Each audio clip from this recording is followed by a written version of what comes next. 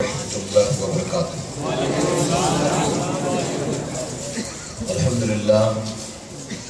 الحمدللہ رب العالمین والعاقبۃ للمتقین والصلاة والسلام علی سید الانبیاء والمرسلین، اما بعد فاعوذ باللہ من الشیطان الرجیم، بسم اللہ الرحمن الرحیم۔ ان اللہ وملائکتہ یصلون علی النبی یا ایھا الذین آمنوا صلوا علیہ وسلموا تسلیما۔ اللہم صل علی سیدنا و شفیعنا و نبینا و مولانا محمد بارک وسلم۔ صلوا علیہ صلاۃ و سلام علیک یا رسول اللہ، صلاۃ و سلام علیک یا حبیب اللہ صلی اللہ تعالی علیہ وسلم۔ صدق اللہ مولانا العلی العظیم و صدق نبی الامین المختار الکریم، ونحن علی ذلک لمن الشاہدین والشاکرین والحمد للہ رب العالمین۔ باد توحید کے متوالوں، شب رسالت کے پروانوں، غوثو خواجہ اور رضا کے چاہنے والوں، آئیے سب سے پہلے ہم اور آپ نہایت ہی ادب اور احترام کے ساتھ اپنے اور ساری کائنات کے مرکز عقیدت جناب محمد رسول اللہ صلی اللہ تعالی علیہ وسلم کی بارگاہ بے کس پناہ میں جس طرح سے میں آپ کو پڑھا ہوں، میرے ساتھ مل کر بآواز بلند ہدیہ غلامی درود و سلام کے انداز میں پیش کریں۔ پڑھیں الصلاۃ والسلام علیک یا رسول اللہ، الصلاۃ والسلام علیک یا حبیب اللہ، الصلاۃ والسلام علیک یا نبی اللہ،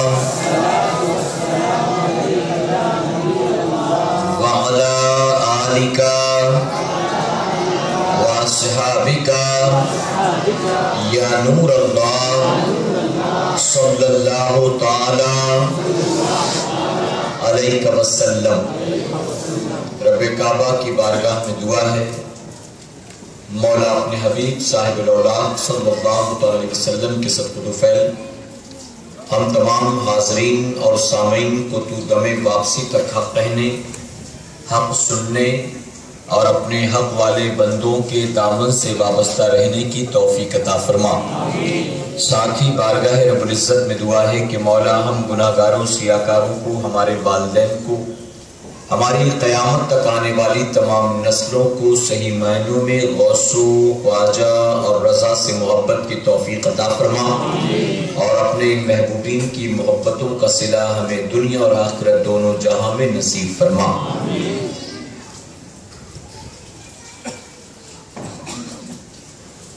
بدل ڈالا ہے اب تو اپنا انداز بیاں ہم نے، بدل ڈالا ہے اب تو اپنا انداز بیاں ہم نے، نہیں تو بند کر دی تھی فرشتوں کی زبان ہم نے۔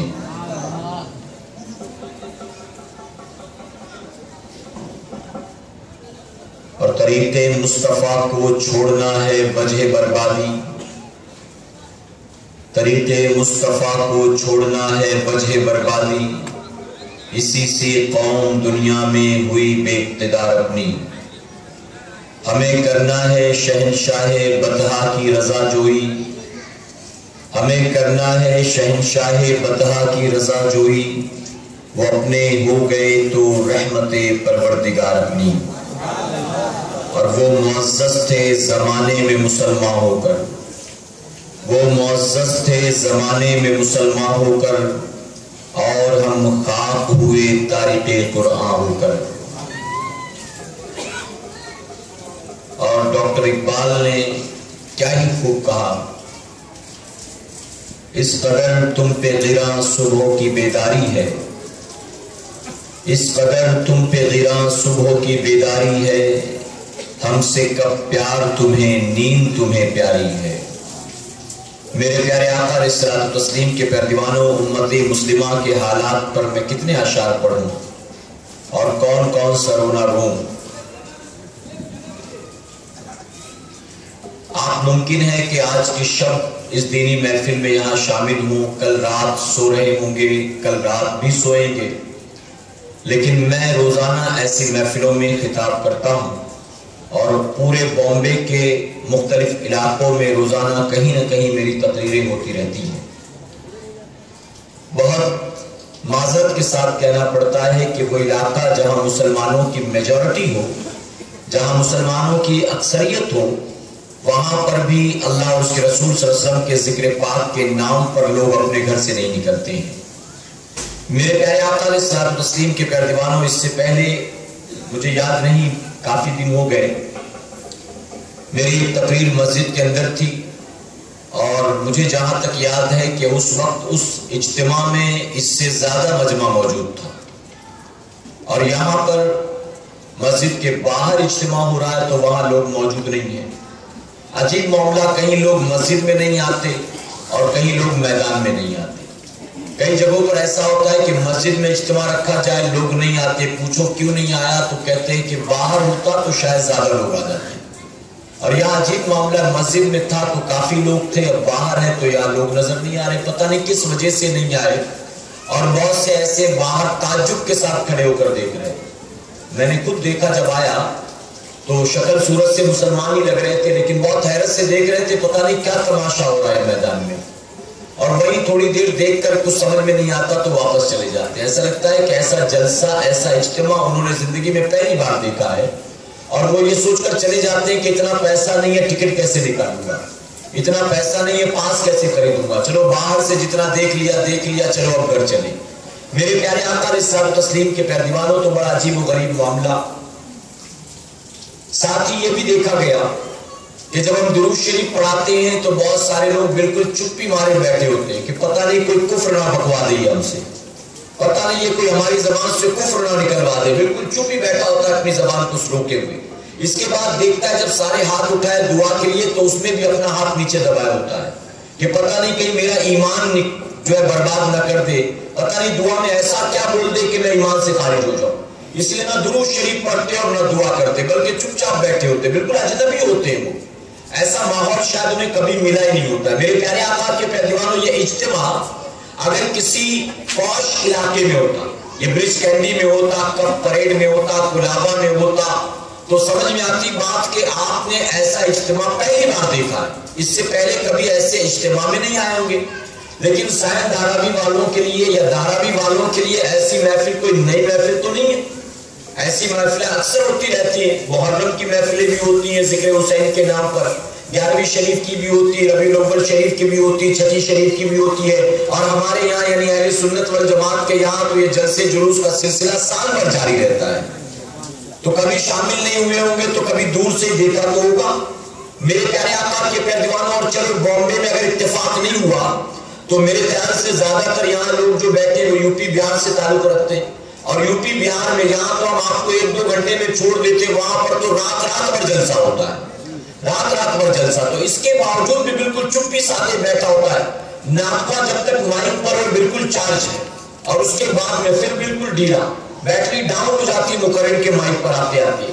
میرے پیارے آقا علیہ الصلوۃ والتسلیم کے پیارے دیوانوں، میں نے وقت دیا تھا 9:30 سے 10:30 کا، مجھے 11 بجے کرلا پہنچ کر ایک مدرسے کے پیرنٹس کی میٹنگ ہے، اس میٹنگ کو اٹینڈ کرنا تھا، لیکن آپ دیکھ رہے ہیں تقریباً 10:25 پر میں مائک پر آیا، اور اس میں میرے ساتھیوں کا کوئی قصور نہیں ہے بلکہ قصور آپ کا ہے۔ جب آپ ہی نہیں آئے، وہ انتظار کر رہے تھے کچھ اور آ جائے، کچھ اور آ جائے، کچھ اور آ جائے، اس کے بعد مجھے مائک دیا جائے، تو آپ اس وقت آئے ہیں جب میری طرف سے وقت ختم ہو چکا۔ اب آپ آئے ہیں تو ہمارے ساتھیوں نے ہمیں اور 2-4 سرپرائز دیے اور کہا کہ اعلان ہوا ہے مخدوم ماہی رحمۃ اللہ علیہ کے نام پر اس سے مخدوم ماہی بھی منایا جا رہا ہے اور ان پر خطاب ہوگا۔ تو یہ بھی ہمارے ساتھیوں نے ابھی بتایا مجھے۔ میرے پیارے آقا علیہ الصلوۃ والتسلیم کے پیارے دیوانوں، حالانکہ میں ذہن بنا کر آیا تھا کہ میں ماہ سفر کے حوالے سے کچھ باتیں بتاؤں گا، اور ہمارے ایک بھائی نے ایک اور موضوع دے دیا، تو اس وقت 3 موضوع ہیں جس پر مجھے آپ کے سامنے خطاب کرنا ہے۔ وقت بہت مختصر ہے، آپ تھوڑا سا ساتھ دیں، انشاءاللہ سرسری طور پر کچھ باتیں میں ان تینوں موضوعوں کے حوالے سے پیش کروں گا، اس امید کے ساتھ کہ آپ میرا ساتھ دیں گے انشاءاللہ۔ میرے پیارے آقا کے پیارے دیوانوں، سب سے پہلے آئے ماہ سفر کے حوالے سے سن لیں۔ یہ اسلامی سال کا دوسرا مہینہ ہے جس کا نام ہے ماہ سفر المظفر. جانتے ہیں آپ؟ جانتے ہی ہوں گے. اس کی وجہ کہ یہ مہینہ بہت بدنام ہے. یہ مہینہ بہت بدنام ہے، خاص کر کے یو پی بہار والوں میں یہ مہینہ بڑا بدنام ہے کہ لوگ یہ سمجھتے ہیں کہ یہ بڑا نحوست والا مہینہ ہے، یہ بڑی مصیبت و بلاؤ والا مہینہ. اور بعض لوگوں نے کہا کہ نبی کریم صلی اللہ علیہ وسلم اس مہینے کے آنے پر افسردہ ہو جاتے تھے، اس کے جانے پر خوشی مناتے تھے. اور بعض لوگوں نے کہا، یہاں تک کہ حدیث شریف میں آتا ہے حضور اکرم صلی اللہ علیہ وسلم نے خود فرمایا کہ اس مہینے آسمان سے اتنی لاکھ بیماریاں اترتی ہیں. تو بزرگان دین نے اور علماء کرام نے معتبر روایتوں سے یہ بات ثابت کی کہ یہ باتیں جو مختلف کتابوں میں پائی جاتی ہیں حدیث شریف کے نام پر، اس کی اپنی کوئی حقیقت نہیں. حضور اکرم صلی اللہ علیہ وسلم نے ایسا کہیں کچھ نہیں فرمایا. میرے پیارے آقا کے پیروانوں، یہ سفر کا مہینہ یقیناً اللہ رب العزت نے 12 مہینے پیدا فرمائے، انہی 12 مہینوں میں سے ایک مہینہ. اللہ رب العزت نے کسی مہینے کو باقی مہینوں پر فضیلت دی، اللہ رب العزت نے کسی دن کو باقی دنوں پر فضیلت دی، اللہ نے کسی رات کو باقی راتوں پر فضیلت دی. لیکن یقین جانو اللہ نے فضیلتیں تو عطا فرمائی لیکن نحوست والا بنا کر کسی کو پیدا نہیں فرمایا، کسی کو نہیں. یہ تو ہم اور آپ ہیں، اپنے اعمال سے ہم برباد کرتے ہیں دن اور رات کو. مثال کے طور پر آپ جانتے 2 دن پہلے 21 دسمبر کی رات گزری، 21 دسمبر 31 دسمبر کی رات، جسے میں کہتا ہوں کہ سال بھر میں جتنی راتیں ہوتی ہیں ان تمام راتوں میں 31 دسمبر کی رات یہ سب سے بدترین رات، سب سے بدترین. اور بدترین اس لیے نہیں ہے کہ اللہ نے اسے بدترین بنایا، بلکہ بدترین اس لیے ہے کیونکہ انسان اپنے اعمال سے اسے بدترین بناتا ہے. 31 دسمبر کی رات شاید ہی کوئی ایسا گناہ ہوگا جو روئے زمین پر نہ کیا جاتا ہو. آپ بتاؤ، شاید ہی کوئی ایسا گناہ.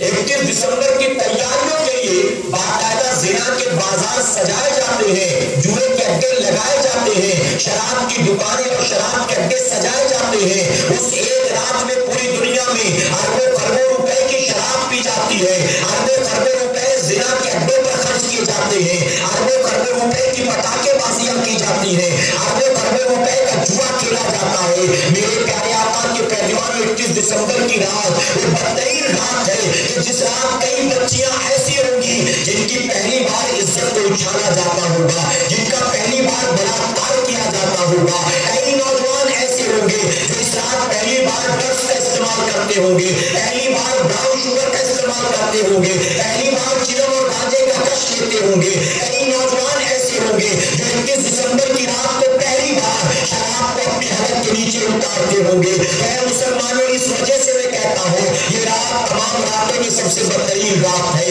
تو اسے برا انسان اپنے اعمال سے بناتا ہے، اللہ نے کسی دن کسی رات کو برا بنا کر پیدا نہیں کیا. یقیناً میرے پروردگار نے ماہ رمضان کو سارے مہینوں پر فضیلت عطا فرمائی ہے، اللہ نے جمعہ کے دن کو سارے دنوں پر فضیلت عطا فرمائی ہے، اللہ نے لیلۃ القدر کو تمام راتوں میں سب سے افضل بنا دیا ہے. اور تمام راتوں میں نہیں بلکہ فرمایا گیا 1000 مہینوں کی راتوں سے زیادہ وہ رات افضل ہے. تو اللہ نے افضلیت عطا کی، اللہ نے فضیلت عطا کی، لیکن اللہ نے منحوس نہیں بنایا ہے. لوگ سفر کے بارے میں کہتے ہیں یہ نحوست والا ہے، یہ مصیبت والا ہے، اور جانتے اس کے بارے میں یہ غلط خیال جو ہے آج کا پیدا کیا ہوا نہیں ہے، بلکہ زمانے جہالت سے یہ بات چلی آتی ہے، زمانے جاہلیت سے یہ بات چلی آتی ہے. یہ نحوست والا، یہ مصیبت والا.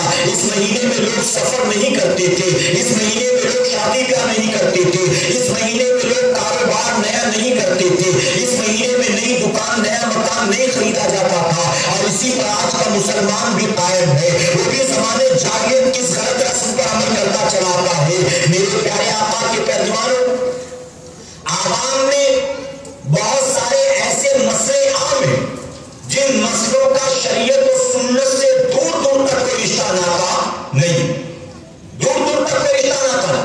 اور ہمارے یہاں پر بہت معذرت کے ساتھ کہوں گا، ہم رسم و رواج کو اتنا زیادہ اہمیت دیتے ہیں جتنا زیادہ اہمیت ہم شریعت و سنت کو نہیں دیتے.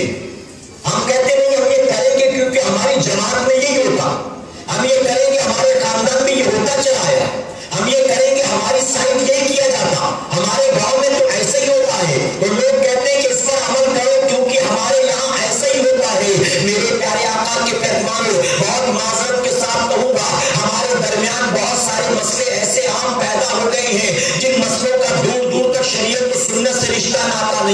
اور بے شمار ایسے مسئلے بھی پیدا ہو گئے کہ جن مسئلوں پر بڑے بڑے علماء نہیں پہنچ سکے ہیں. جانتے فتاوی عالمگیری اورنگزیب رحمۃ اللہ علیہ نے 300 مفتیوں کو بٹھا کر فتاوی عالمگیری لکھوایا ہے، لیکن بڑے بڑے وہ 300 مفتی ان مسئلوں تک نہیں پہنچ سکے آج تک جہاں گاؤں کی جاہل بڑھیا پہنچ گئی ہے، جہاں گاؤں دیہات کی بے پڑھی لکھی عورت پہنچ گئی ہے. فتاوی رضویہ میں یہ باتیں نہیں ملیں گی، بہار شریعت میں باتیں نہیں ملیں گی جو باتیں آج عوام میں عام پائی جاتی ہیں. مثال کے طور پر میں کچھ ایگزامپلز دوں. آپ جانتے ہیں یہ بات عام ہے، اگر دودھ پیتا بچہ گود میں پیشاب کر دے تو دودھ پیتے بچے کا پیشاب پاک ہوتا ہے. اس طرح سے یہ مسئلہ عام ہے عوام میں. میرے پیارے آقا علیہ الصلوۃ والتسلیم کے پہلوانوں، یہ گاؤں کے لوگوں نے، گاؤں کے دیہات کے رہنے والے بے پڑھے لکھوں نے عام کر رکھا کہ اگر دودھ پیتا بچہ پیشاب کر دے تو اس کا پیشاب پاک ہے، دھونے ہونے کی کوئی ضرورت نہیں ہے. جبکہ ہمارے علماء نے جانتے ہو کیا لکھا؟ ہمارے علماء نے لکھا بچہ پیدا ہونے کے اگر 10 منٹ کے بعد پیشاب کرتا ہے تو اس کا پیشاب ایسے ہی ناپاک ہے جیسے کسی 25-30 سال کے آدمی کا پیشاب ناپاک ہے. یعنی بچہ پیدا ہونے کے بعد پیشاب کرے تو اس کا پیشاب پاک نہیں، ناپاک ہوتا ہے. دودھ پینے کی مدت تک بھی اس کا پیشاب ناپاک ہوتا ہے. اسی طرح لوگوں میں یہ بات بھی عام ہے کہ اگر کسی گھر میں ناپاک عورت رہتی ہے، وہ ہے جو نفاس والی ہو، تو اس ناپاک عورت کی وجہ سے پورا گھر ناپاک ہوتا ہے. اس گھر میں فاتحہ وغیرہ نہیں کیا جا سکتا، اس گھر میں قرآن خوانی نہیں کی جا سکتی، اس گھر میں نظر و نیاز نہیں کرایا جا سکتا. یہ زمانے جاہلیت کی غلط باتیں ہیں جس پر آج بے پڑھا لکھا مسلمان سختی سے عمل کرتا. ایسا کچھ بھی نہیں ہے. اے مسلمانوں، اگر کوئی عورت ناپاک ہے، وہ ناپاکی جس اعتبار سے بھی ہو، تو عورت تنہا ناپاک ہوگی، اس کی وجہ سے گھر ناپاک نہیں ہوتا، اس کے چھو لینے سے در و دیوار ناپاک نہیں ہوتے، اس کے لیٹنے بیٹھنے سے چادر اور بچھونا ناپاک نہیں ہوتا، اس کے قریب جا کر اسے چھونے سے اس کا شوہر ناپاک نہیں ہوتا، اس کے گود میں لے کر دودھ پلا لینے سے بچہ ناپاک نہیں ہوتا. ہاں، اس کی نجاست اس کے جسم سے نکل کر اگر کہیں لگ جائے تو حصہ ناپاک ہوگا، وہ چاہے بستر ہو، چاہے چادر ہو، چاہے زمین ہو، جہاں نجاست لگے وہ حصہ ناپاک ہوگا. لیکن صرف اس کے رہنے سے پورا گھر ناپاک نہیں ہوتا. اگر گھر میں ناپاک عورت موجود ہو تو اس کی موجودگی میں نظر و نیاز کرنا بھی جائز ہے، قرآن خوانی کرنا بھی جائز ہے، فاتحہ خوانی کرنا بھی جائز ہے. تو یہ غلط مسئلے عام ہو چکے عوام میں. اسی طرح سے یہ مسئلہ بھی عام ہے، اگر وضو کرنے کے بعد آئینہ دیکھ لیا تو وضو ٹوٹ جائے گا، وضو کرنے کے بعد ہنسی آ گئی تو وضو ٹوٹ جائے گا، وضو کرنے کے بعد گھٹنا کھل گیا تو وضو ٹوٹ جائے گا، وضو کرنے کے بعد ٹیلی ویژن پر نظر پڑ گئی تو وضو ٹوٹ جائے گا. وضو اتنا کمزور نہیں ہے کہ مسکرانے سے ٹوٹ جاتا ہو، آئینہ دیکھنے سے ٹوٹ جاتا ہو.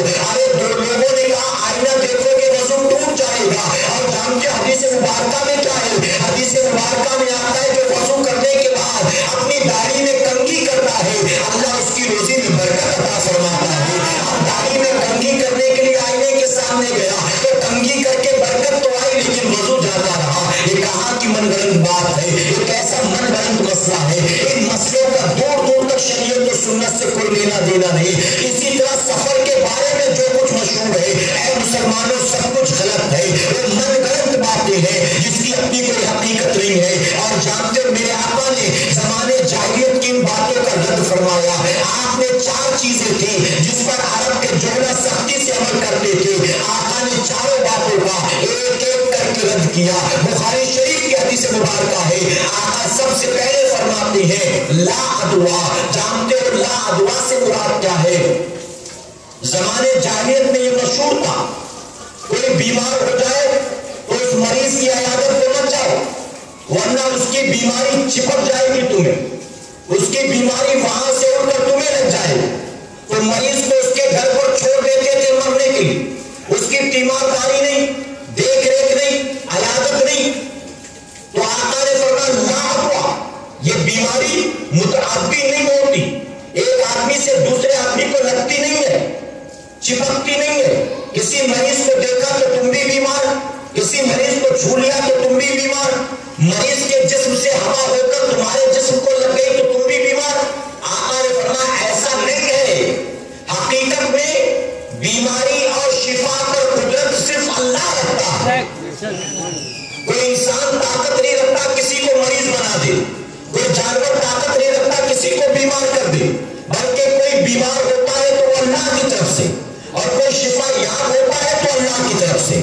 کسی کے دیکھ لینے چھو لینے سے کوئی بیمار نہیں ہوتا. آقا نے فرمایا لا عدویٰ.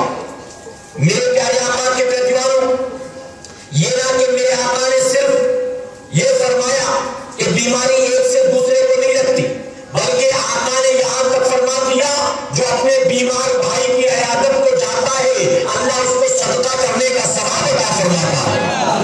کل تک لوگ ڈرتے تھے عیادت کو، کوئی نہیں جاتا تھا مریض کی تیمارداری کو. آقا نے اس کی تیمارداری کرنے والے کے لیے انعام رکھ دیا. اور جانتے صرف اتنا ہی انعام نہیں بلکہ ایک مقام پر میرے آقا نے یہاں تک فرما دیا اگر کوئی مسلمان اپنے مسلمان بھائی کی صبح کے وقت خیریت پوچھتا ہے تو اس بندے کے لیے شام تک 70,000 فرشتے مغفرت کی دعائیں کیا کرتے ہیں. اور اگر کوئی شام کو اپنے بھائی کی عیادت کرتا ہے اس کی خیریت پوچھتا ہے تو صبح تک 70,000 فرشتے اس کی بخشش کی دعائیں کیا کرتے ہیں. اور جانتے اس وقت کوئی مریض ہوتا، اس وقت کوئی بیمار ہوتا تو لوگ سمجھتے کہ اللہ نے اس کو گرفتار کر لیا، اللہ نے اس کی پکڑ کر لی، یہ بیمار ہوا ہے تو اللہ کا عذاب اس پر نازل ہو گیا. لوگ بیماری کو مصیبت سمجھتے تھے، لوگ بیماری کو جو ہے اللہ کا عذاب سمجھتے تھے، اسی لیے بیمار سے رشتہ ناتا ختم کر دیتے تھے. آقا نے صرف بیمار کی عیادت کرنے والے کو انعام نہیں دیا بلکہ بیمار کو آقا نے جانتے ہو کیا انعام دیا؟ ارے بڑی بڑی بیماریاں تو دور کی بات ہے، میرے آقا نے بیمار کے حوالے سے فرمایا اگر کسی مسلمان کے سر میں درد ہوتا ہو تو اس درد کی بنیاد اللہ اس کے گناہوں کو معاف فرما دیتا ہے، اس کی خطاؤں کو معاف فرما دیتا ہے. اور صرف سر کا درد نہیں بلکہ میرے آقا نے یہاں تک فرما دیا اگر میرے کسی امتی کو چینٹی کاٹ لے، اگر میرے کسی امتی کے پیر میں کانٹا چبھ جائے تو اس معمولی تکلیف کی بنیاد بھی میرا پروردگار میرے امتی کے گناہوں کو معاف فرما دیتا ہے. اور جانتے اگر کسی کو سر میں درد نہیں بلکہ بخار میں بدن تپ رہا ہے، 2 دن 3 دن ہو گیا تڑپ رہا ہے، تو جانتے اس کے حوالے سے کیا فرمایا میرے نبی نے؟ آقا ارشاد فرماتے تم بخار کو برا بھلا مت کہو، بخار کو گالیاں مت دو، جیسے لوہے کو یا سونے کو آگ میں ڈالنے سے، بھٹی میں ڈالنے سے اس کا میل کچیل دور ہو جاتا ہے، وہ سونا پاک و صاف ہو جاتا ہے، اس کی گندگی دور ہو جاتی ہے. اسی طرح جب میرے کسی امتی کو بخار آتا ہے اور اس کا بدن اس سے تپتا ہے تو اس بخار کی تپن کی بنیاد میرا مولا اس کو گناہوں سے پاک و صاف فرما دیتا ہے. تو کہاں تو لوگ بیماری کو عذاب سمجھتے، کہاں تو لوگ مریض کو سمجھتے اللہ نے گرفتار کر لیا اسے، اس کی عیادت نہ جاؤ کرنے ورنہ تم بھی گرفت میں آ جاؤ گے. میرے آقا نے مریض کو بھی انعام دیا اور جو عیادت کو جائے اسے بھی انعام عطا فرمایا. تو آقا نے فرمایا لا عدویٰ، بیماری متعدی نہیں ہوتی. میرے پیارے آقا کے پیروکاروں، چند صحابہ کرام سفر پر تھے، واپس آئے مدینہ منورہ. ان میں سے کچھ لوگوں کی سواری کے اونٹ بیمار تھے، کچھ کے بیمار نہیں تھے. میرے آقا نے فرمایا یہ تمہارے اونٹ بیمار کیسے ہو گئے؟ تو انہوں نے عرض کیا یا رسول اللہ صلی اللہ علیہ وسلم ہم واپس آ رہے تھے، راستے میں چارہ گاہ تھا، اس چارہ گاہ میں ہم نے اپنے اونٹوں کو چرنے بھیجا، ایک اونٹ پہلے سے چل رہا تھا، ہمیں نہیں پتا تھا کہ وہ بیمار تھا، بس اسی بیمار اونٹ کی وجہ سے ہمارے بھی اونٹ بیمار ہو گئے، اس کی بیماری لگ گئی ہمارے اونٹوں کو. تو میرے آقا مسکرا کے فرماتے ٹھیک ہے اگر اس اونٹ کی بیماری تمہارے اونٹوں کو لگ گئی تو جو سب سے پہلا اونٹ بیمار ہوا وہ کس کی وجہ سے ہوا؟ وہ کس کی وجہ سے؟ اگر ایک اونٹ سے دوسرے اونٹ میں پھیل رہی ہے تو پہلا اونٹ کیسے بیمار ہوا؟ صحابہ خاموش تھے. آقا نے فرمایا لا عدویٰ، یہ بیماری اور شفا اللہ کے ہاتھ میں ہے، اللہ کے دست قدرت میں ہے. کسی انسان کے کسی جانور کے چاہ لینے سے نہ کوئی بیمار ہوتا ہے نہ کوئی شفا یاب ہوتا ہے. اور میں تو یہاں تک کہتا ہوں اگر کوئی تکلیف ہو بیماری ہو صبر کیا کرو، اللہ کا شکر ادا کیا کرو کہ میں بڑا گناہگار و سیاہکار چلو کل تک تندرست و توانا تھا، آج یہ بیماری ہو گئی، اللہ کی رحمتوں پر یقین ہے یقیناً اس بیماری کے صدقے مولا میرے گناہ کو معاف فرمائے گا، گناہ کو معاف کرے گا. کیا صحابہ کرام بیمار نہیں ہوتے تھے؟ کیا میرے خود نبی بیمار نہیں ہوتے تھے؟ کیا انبیاء کو کوئی بیماری لائی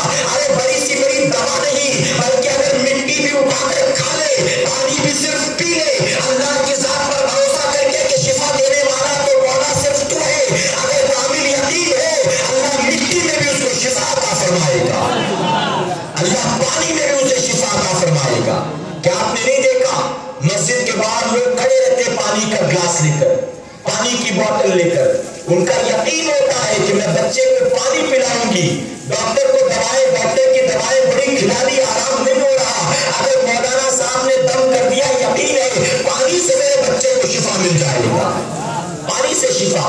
انہوں نے کوئی کیمیکل نہیں گھول دیا اس میں, چند کلمات پڑھے, اس پر دم کر دیا, میرے پیارے آقا کے پیغمبروں, لیکن یقین کامل ہے, اللہ اسی پانی کے ذریعے شفا عطا فرماتا ہے. تو دوا کوئی بھی نہ ہو, بس یہ سمجھا کرو شفا اللہ دینے والا ہے, کہ انشاءاللہ.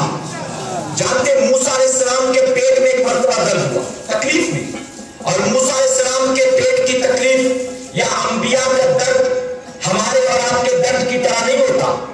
ہمارا اور آپ کا درد ہم برداشت نہیں کر پاتے, انبیاء کی تکلیفیں تو ہم سے کئی گنا زیادہ ہوا کرتی, کئی گنا زیادہ. اسی لیے کسی نے بہت خوب کہا, جن کے رتبے ہیں سوا, ان پہ سوا مشکل ہے.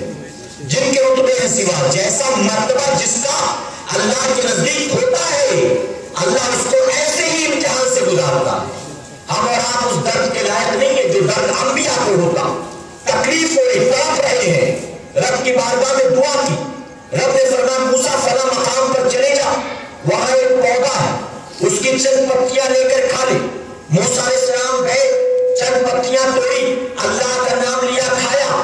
ابھی حلق کے نیچے پتیوں کو اترنا تھا, فوراً اللہ نے ان کو شفا عطا فرما دی, سارا درد جاتا رہا, اللہ کا شکر ادا کیا, واپس آ گئے. فرمایا کیا کچھ دنوں کے بعد صرف ایسا ہی درد اٹھا, ویسی تکلیف پیدا ہو گئی. آپ نے سمجھا فارمولا تو مل ہی گیا ہے, دوا تو ہاتھ لگی گئی ہے. آپ دوبارہ پہنچ گئے, جا کر پتیاں توڑی, کھا لیا, آرام نہ ملا. کچھ اور کھایا, آرام نہ ملا. کچھ اور کھایا, آرام نہ ملا. اللہ کی بارگاہ میں عرض کرتے, مولا پچھلی مرتبہ ارے چند پتیاں کھائی تھی, درد چلا گیا, لیکن اب تو اتنا کھا گیا پھر بھی آرام نہیں ہوتا. اے اللہ آخر بات کیا ہے؟ رب تبارک تعالیٰ فرماتا ہے موسیٰ تو نے کیا سمجھا, ہم نے پتیوں میں شفا رکھی ہے, ہم نے اس پودے میں آرام رکھا ہے. اے موسیٰ پچھلی بار میں نے تجھے بھیجا تھا, تو نے امیدیں مجھ سے وابستہ کر دی تھی, اور اس مرتبہ تو نے امیدیں پتیوں سے وابستہ کر دی ہے. تو نے امید مجھ سے لگائی, میں نے تجھ کو شفا دے دیا, تب تو نے امید پتیوں سے لگائی, تو شفا سے محروم رہا. اے موسیٰ سن لے, ارے شفا اس کے ذریعے نہیں ہوتی ہے, شفا تو وہی پاتا ہے جس کو میں چاہتا ہوں.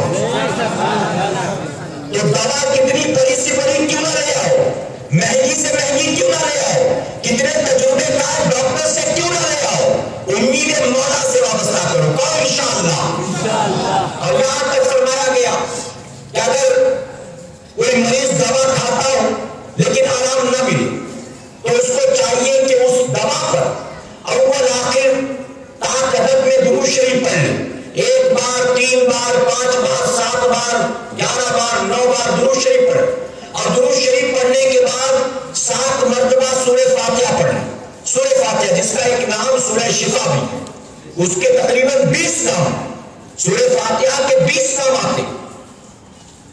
وہ 7 مرتبہ سورہ فاتحہ پڑھ کر دم کر دے, اور اس کے بعد کھائے, یقیناً اللہ اس دوائی کے ذریعے اس کو شفا عطا فرمائے گا. اب میرے پیارے آقا کے پیٹ میں ایک بات اور بتا دوں, جب بات آئی دوا کھانے کی, ہمارے یہاں یعنی یو پی کی طرف ہم نے دیکھا کہ بوڑھیاں کہتی ہیں گاؤں دیہات کی کہ دوا الٹے ہاتھ سے کھانا چاہیے, افلاطون سیدھے ہاتھ سے کھانا, حلوہ پلاؤ زردہ سیدھے ہاتھ سے, اور دوا الٹے ہاتھ سے کھایا کرو. باقی ساری نعمتیں کھاتے وقت بسم اللہ کہو, دوا کھاتے وقت تو بسم اللہ بھی مت کہا کرو. ایسی تعلیم دیتی وہاں پر جو نانی ہے, دادی ہے, پرانی عورتیں ہیں, الٹے ہاتھ سے دوا کھاؤ, بسم اللہ بھی مت کہو. اور بہت کہنا ہے تو یا شافی کافی, یا شافل کافی, یا شافل کافی, صرف یہ کہہ دو, باقی بسم اللہ مت پڑھا کرو. تو میرے پیارے آقا کے پیغمبروں سن لو, دوا ہو یا کوئی بھی حلال و جائز کھانے والی چیز ہو, سارا کا سارا الٹے ہاتھ سے نہیں سیدھے ہاتھ سے کھانا چاہیے. سیدھا ہاتھ کھانے کے لیے ہے, الٹا ہاتھ دھونے کے لیے ہے, سمجھے؟ تو جو الٹے ہاتھ کا کام ہے اس سے وہ کام کرو, جو سیدھے ہاتھ کا کام ہے اس سے وہ کام کرو. جو بھی کھانے والی چیزیں حلال و جائز سیدھے ہاتھ سے کھائیں. اب دوا بھی تو حلال و جائز ہے نا, یہ بیماری سے شفا کے لیے کھاتا ہے, کوئی نشے کے لیے تو کھاتا نہیں. کوئی ایسا تو نہیں کہ اس کو کھا لوں تو میرے اندر طاقت آ جائے گی, پھر ہردل مچاؤں گا, پھر دادا گیری کروں گا, ایسی تو کوئی بات نہیں.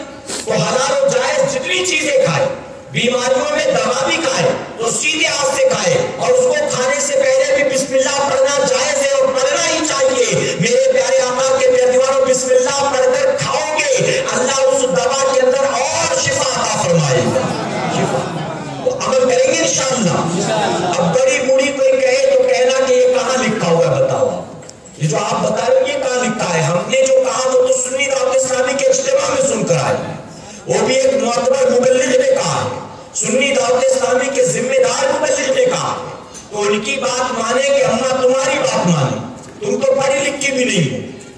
पढ़ी लिखी भी नहीं। तो मेरे प्यारे आका के बेदवानों, आका ने सबसे पहले इसका रद्द किया और फरमाया ला अदवा।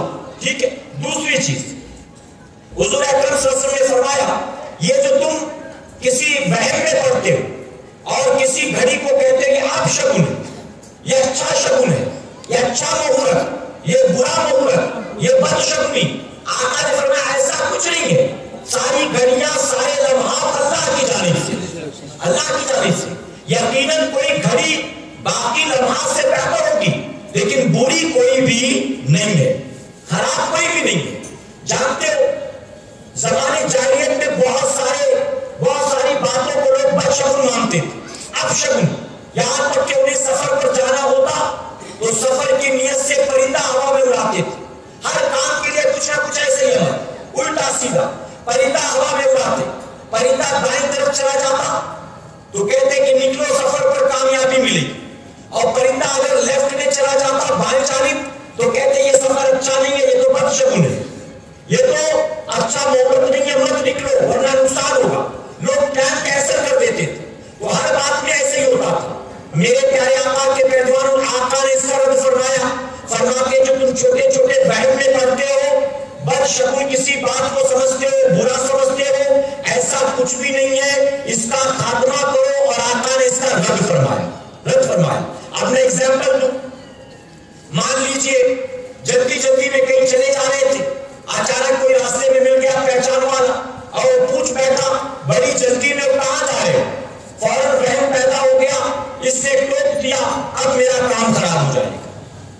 और कभी कभी कोई कहता है यार इसका काम ही यही है, ये हमेशा टोकता है, ये बोल दे तो काम खराब होना ही होना, इस तरह की बात है। आका ने मना फरमाया ऐसा नहीं है। मान लीजिए साथियों से मुलाकात हुई, बैठे थे और कहने लगे यार दुआ करना, कल बहुत एक अच्छा ऑर्डर मिलने वाला है, एक बड़ी पार्टी से आज फोन पर बात हुई है, सैंपल भेजा हूं, दुआ करो यार एक्सपोर्ट का ऑर्डर है, अगर मिल गया तो यार ये साल मेरा अच्छा गुजर जाएगा, बहुत सारे प्लान है वो भी हो जाएंगे, दुआ करो ये ऑर्डर मुझको मिल जाए। अचानक 4 साथी बैठे थे, एक को छींक आ गई, वो थोड़ी ना इंतजार में बैठा था आप बोलो मैं चीखूं। अब अचानक उसको छींक आ गई, अब उसने चीख दिया, फौरन कहते इसने चीख दिया, अब तो काम नहीं, भले कल होने वाला था लेकिन वह बैठ गया दिमाग में, अब नहीं होगा, इसने चीख दिया। तो आका ने मना फरमाया इसकी कोई हकीकत नहीं है, ये तुम वहम में मत पड़ा करो, ये गलत वहम तुम जो लेते हो उसको मत लिया करो। इसी तरह से ऐसा होता है, जल्दी में जा रहे थे, अचानक सामने से बिल्ली गुजर गई। अब बिल्ली गुजर गई थी तो बड़ी जल्दी में, लेकिन अब रुक जाएंगे कि कोई और पहले रास्ता पार करे उसके बाद मैं जाऊंगा। अगर अब मैं जाऊंगा, बिल्ली ने रास्ता काट दिया है, काम खराब होना ही, अब तो मामला गड़बड़ होना ही। बताइए होता कि नहीं होता? कोई नई बात तो नहीं बता रहा हूं, आमतौर पर ऐसा होता, लोग इन वहम में पड़ते, अब खड़ा हो जाता कोई और बिल्ली वाली में उसको ले जाए उसके बाद मैं जाऊंगा, अभी गया तो काम नहीं होगा। इसी तरह बड़ा अजीब मामला, मान लीजिए मोहल्ले में रात भर कहीं बिल्ली रो रही थी, फौरन लोगों की आंख खुली और आपस में बात करने लगे कि रात भर बिल्ली रोई, पता नहीं किसका नंबर लग गया, रात भर बिल्ली रोई, पता नहीं किसका इंतकाल होने वाला है। बताइए होता कि नहीं होता? अभी इस्राइल अलैहिस्सलाम आए नहीं, बिल्ली को पहले ही पता चल गया। इस्राइल अलैहिस्सलाम सुबह आएंगे या 2 दिन के बाद आएंगे कि आएंगे ही नहीं, ऐसा कोई प्लान ही नहीं था। बिल्ली रो रही थी, लोग समझ गए कि किसी का इंतकाल होने वाला है। अजीब मामला, बिल्ली रोए तो कहते किसी का इंतकाल होने वाला, और कौवा अगर काए करे तो कहते मेहमान आने वाला। अभी मेहमान ने फोन किया नहीं, मैसेज किया नहीं, घर से निकला भी नहीं, प्लान भी नहीं बना, कौवा पहले ही चुगली करने आ गया कि लोगों तैयार हो जाओ, मेहमान आने वाला तुम्हारे घर। अजीब मामला। मेरे प्यारे आका के पैदवानों, तो आका ने फरमाया तो वहम पकड़ते हो ना तुम इन बातों का, इसकी कोई हकीकत नहीं है, ये तो जमाने जाहिलियत में जोड़ा करते थे। आका ने रद्द फरमाया कि मुसलमानों तुम्हें इस पर अमल की जरूरत नहीं, बचोगे इंशाअल्लाह। आप जानते हैं ये जो कौवे के बोलने की बात है या बिल्ली के रोने की बात है, हदीस मुबारका में इसके हवाले से मैंने कुछ नहीं सुनाना पड़ा, लेकिन 2 जानवर हैं जिनके हवाले से मैंने पढ़ा। जानते हो कौन से? फरमाया क्या वो वक्त, वो लम्हात जो दुआ की कबूलियत के होते, उन्हीं में एक घड़ी वो भी होती है कि जब मुर्गा बांग देता, जब मुर्गा बांग देना, जानते हो ना, मुर्गा जब बांग दे तो फरमाया कि हदीस मुबारका में आता उस वक्त तुम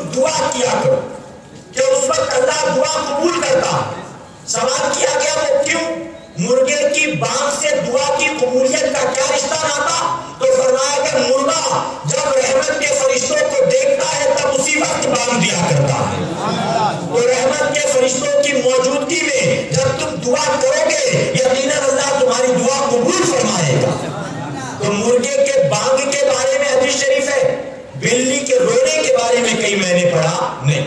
دوسرا جانور فرمائے گا جب گدھا چیخے چلائے, جب گدھا چیخ پکار کرے تو اس وقت لاہور پڑا کرو کہ گدھا شیطان کو دیکھتا ہے تو چیختا چلاتا ہے. ذرا سوچو, شیطان کو تو گدھا بھی ٹولریٹ نہیں کرتا, شیطان کو تو گدھا بھی برداشت نہیں کرتا, اور ہم نہ جانے کتنے شیاطین کو دوست بنائے بیٹھے. بتائیے ہے کہ نہیں, ہم نے کتنے شیطانوں سے دوستی کر رکھی ہے. یہ جو ہم کو ڈسکو میں لے جاتا ہے نا, وہ ہمارا دوست نہیں, وہ شیطان مردود ہی تو ہے. وہ جو ہم کو جوئے کے اڈے پر لے جاتا ہے, وہ جو ہمارے لیے فلم کی ٹکٹ خرید کر لے کر آتا ہے, وہ جو ہمیں کسی ڈسکو کسی پب میں لے جاتا ہے, جو ہمیں ڈانڈیا کا پاس لا کر دیتا ہے, جو 31 دسمبر کے لیے ہمارا خرچہ کر کے ہم کو کسی بیچ پر لے جاتا ہے, ہم کو زنا کے بازار میں لے جاتا ہے. سن لو اے مسلمانوں, وہ ہمارا دوست نہیں ہے, وہ شیطان مردود ہی تو ہے جو دوست کی شکل میں آتا ہے. ہم سمجھتے ہیں ہمارا دوست وہ ہے جو ہمارے لیے فلم کی ٹکٹ خریدتا ہے, ہمارا دوست وہ ہے جو بلوٹوتھ سے ہم کو گانا دیتا ہے, ہمارا دوست وہ ہے جو ہم کو لڑکیوں کے فوٹو فارورڈ کرتا ہے, جو لڑکیوں سے ہمارا انٹروڈکشن کراتا ہے, ہمارا دوست وہ ہے جو ہم کو گناہوں برائیوں کی محفلوں کی طرف لے جاتا ہے. ہمیں لگتا ہے ہمارا دوست وہ ہے, لیکن جانتے ہو اپنے آقا سے پوچھے, اے آقا آپ بتائیے ہمارا دوست کون ہے؟ تو جانتے میرے نبی نے کیا فرمایا؟ آقا فرماتے تمہارا سچا دوست وہ ہے کہ جب تم اللہ کو بھول جاؤ تو تمہیں اللہ کی یاد دلا دیا کرے. جب کبھی اللہ کو بھولو وہ تمہیں اللہ کی یاد دلائے, وہ تمہارا دوست ہے. پتا چلا تمہیں فلمیں دکھانے والا تمہارا دوست نہیں ہے, یہ سنی دعوت اسلامی کا مبلغ جو تمہیں اجتماع کے لیے بلاتا ہے وہ تمہارا دوست ہے. وہ جو تمہیں ذکر رسول کی محفل کی طرف بلاتا ہے وہ تمہارا دوست ہے. وہ جو تمہیں نیکیوں کی محفل کی طرف بلاتا ہے وہ تمہارا دوست ہے. اس کی وجہ کہ برائیوں کے اڈوں کی طرف دعوت دینے والا وہ یا تمہیں جہنم کا ایندھن بنانا چاہتا ہے, لیکن سنی دعوت اسلامی کا مبلغ جو تمہیں ایسی محفلوں میں بلاتا ہے اس کی تمنا ہے اللہ تمہیں جنت میں داخل فرما دے.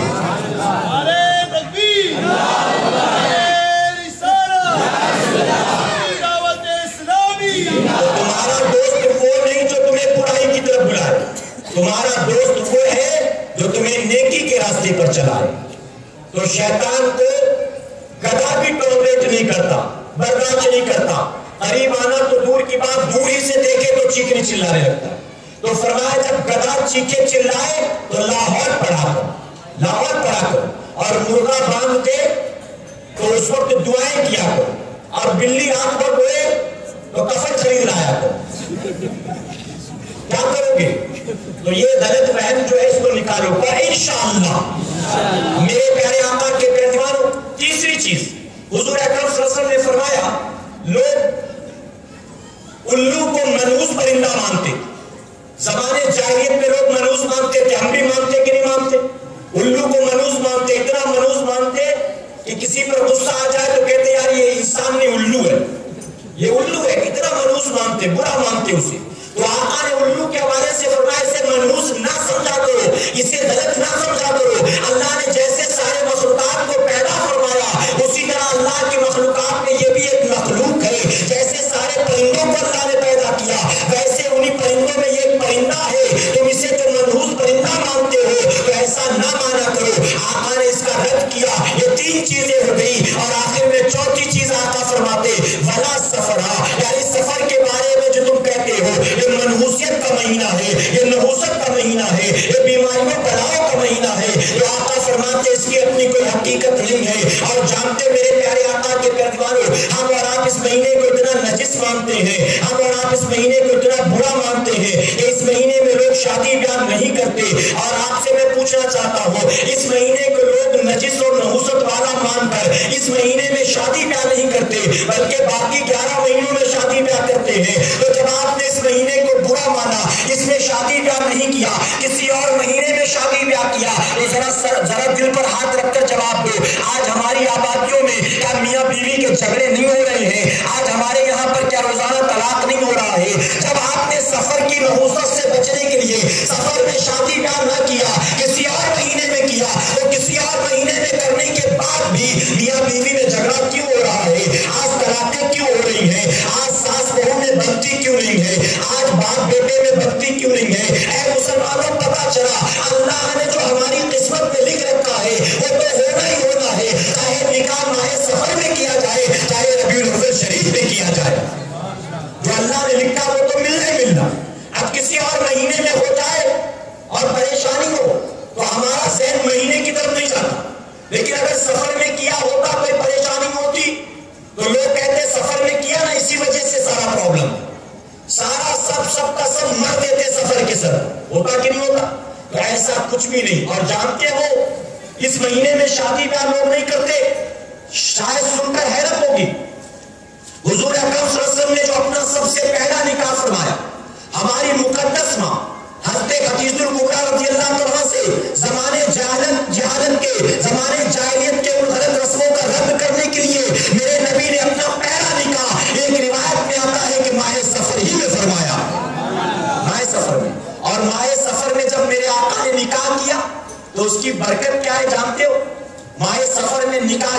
میں بتاؤں گا، لیکن ایک شرط پر کہ جو پیچھے ہمارے بھائی کھڑے وہ آ کر بیٹھ جائے، وہ آ کر بیٹھ جائے. ان کی خاطر ساتھیوں نے یہ بچھایا ہے.